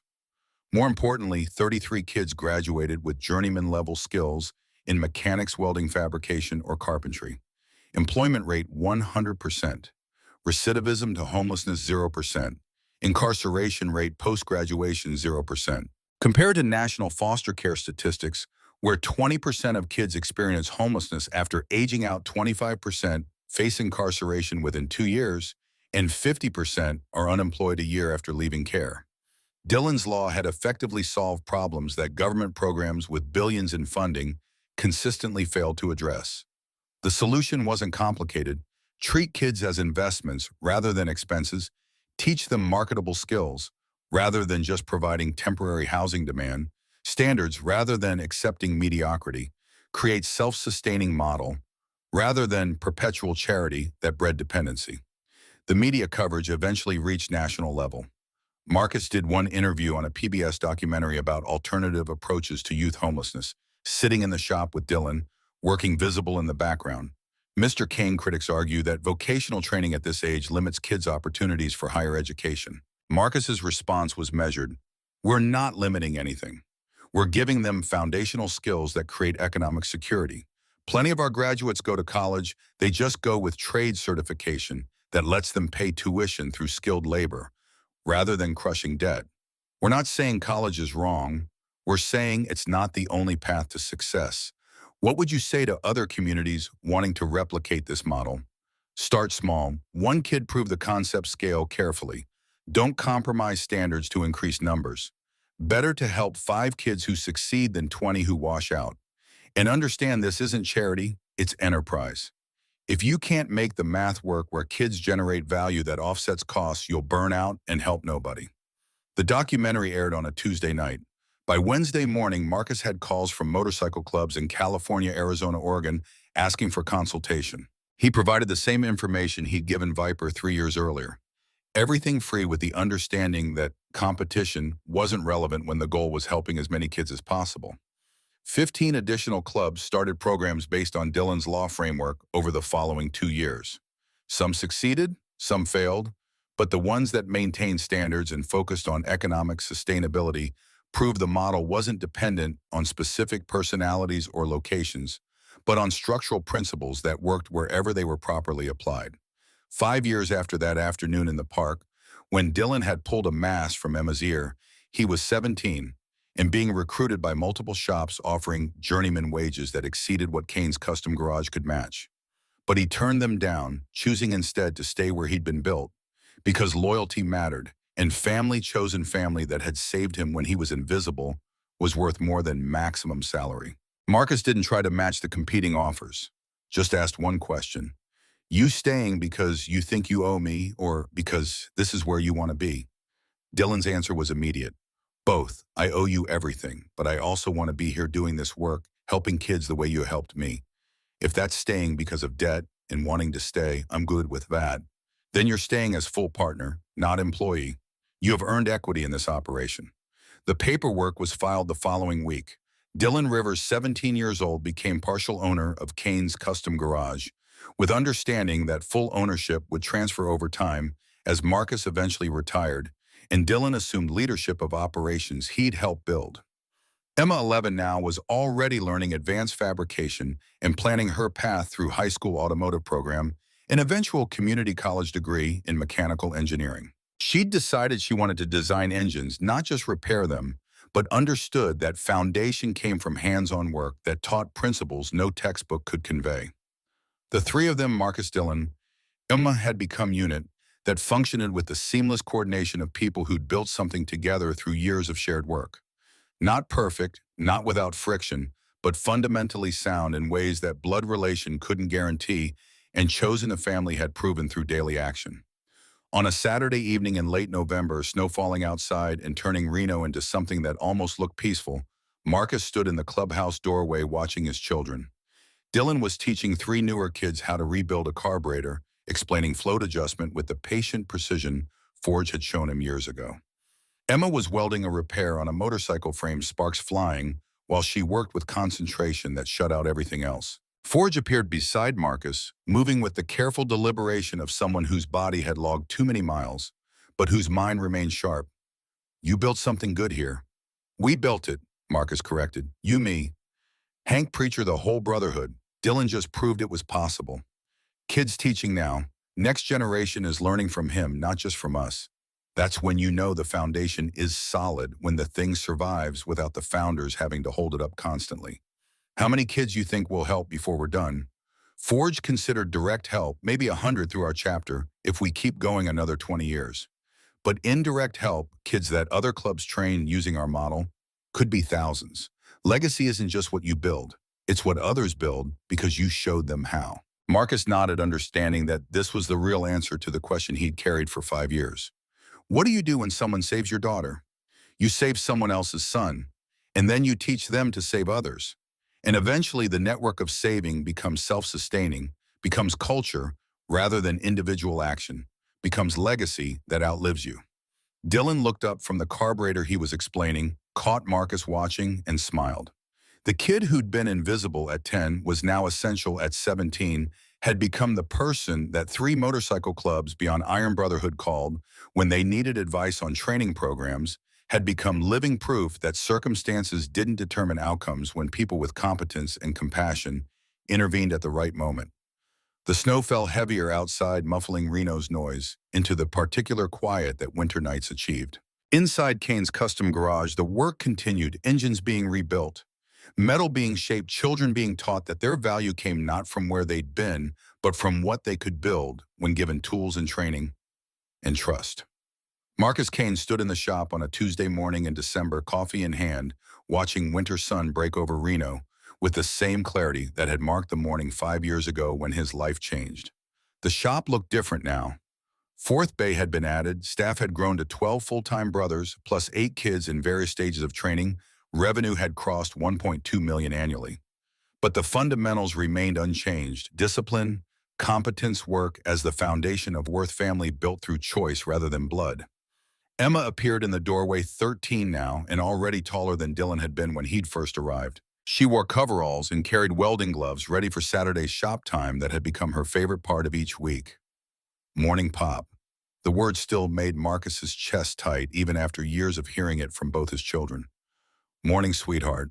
What are you working on today? Lily and I are fabricating a custom exhaust system for Forge's bike. He wants something that looks like art but functions like engineering.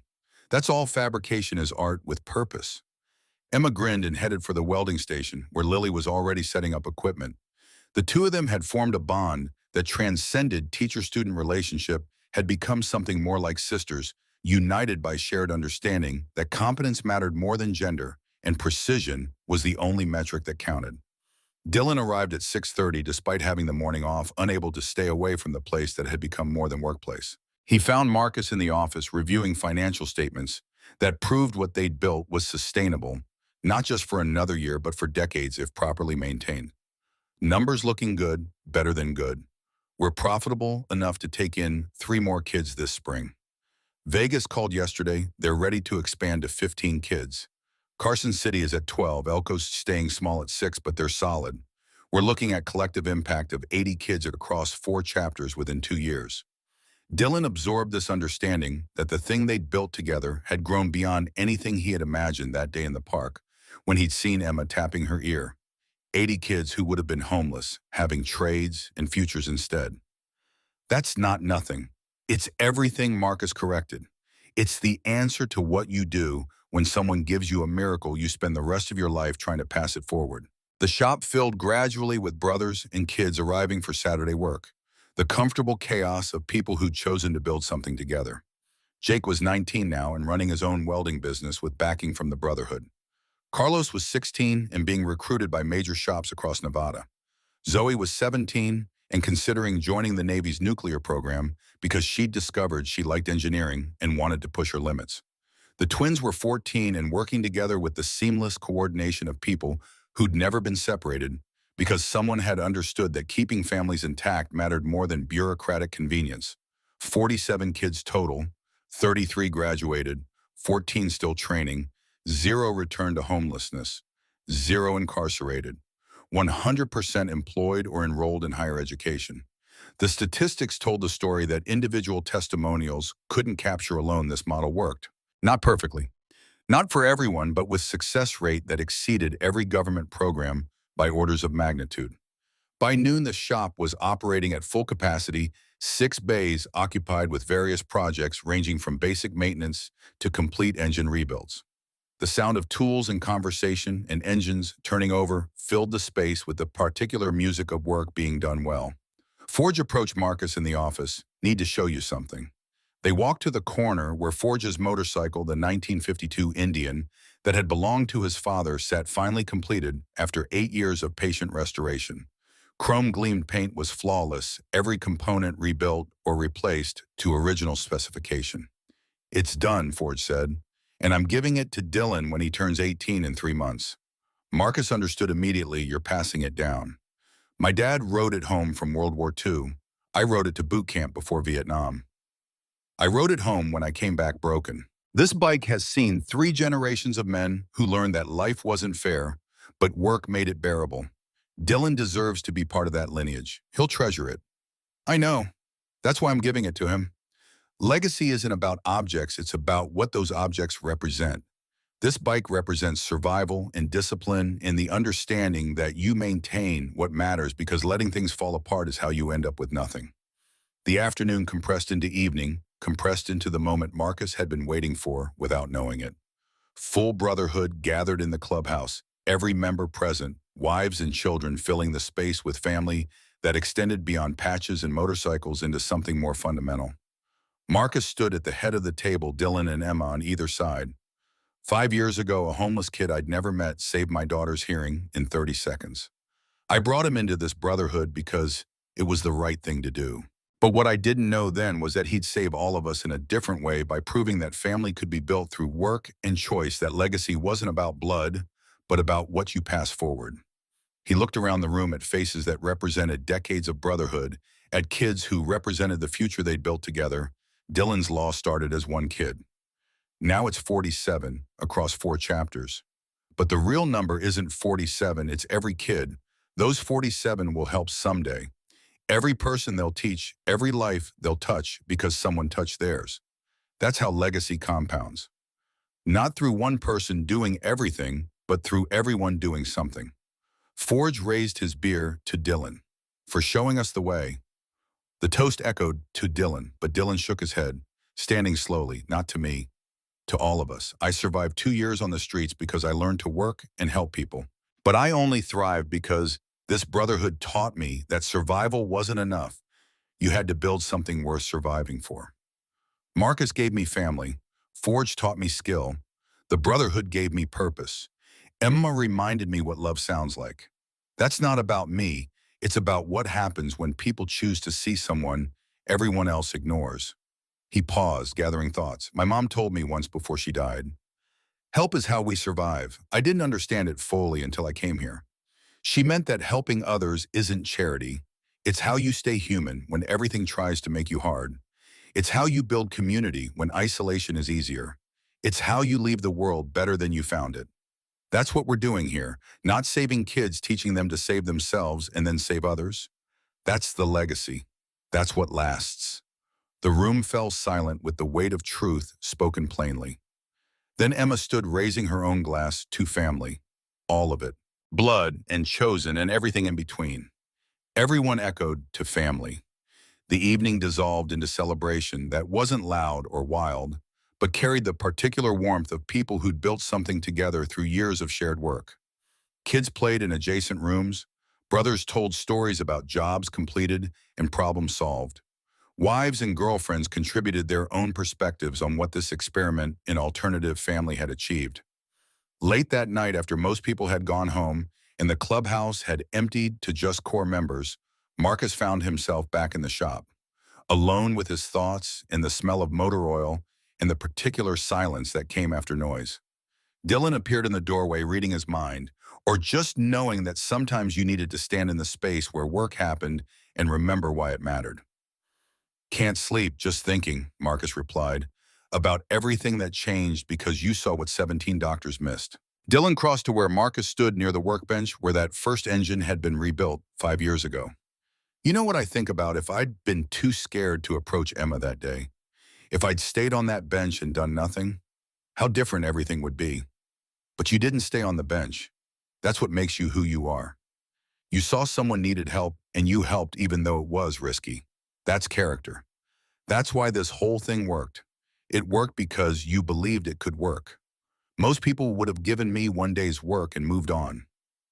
You gave me a family.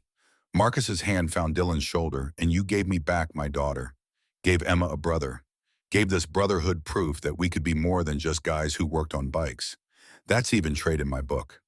The quiet settled between them, comfortable and complete. Outside, Reno slept under winter snow. Inside, 2 men who'd become family through choice rather than blood stood in a shop that had become home-building legacy that would outlast them both. Because 5 years ago in an afternoon park where invisible children waited for someone to see them, a homeless boy with calloused hands had demonstrated that sometimes the solution to impossible problems came from the most unexpected places. And sometimes the person you saved ended up saving you right back. That was the miracle. Not the 30 seconds that gave Emma her hearing, but the 5 years that followed when everyone involved learned that family was something you built through showing up every day and doing the work that mattered. The rest was just details.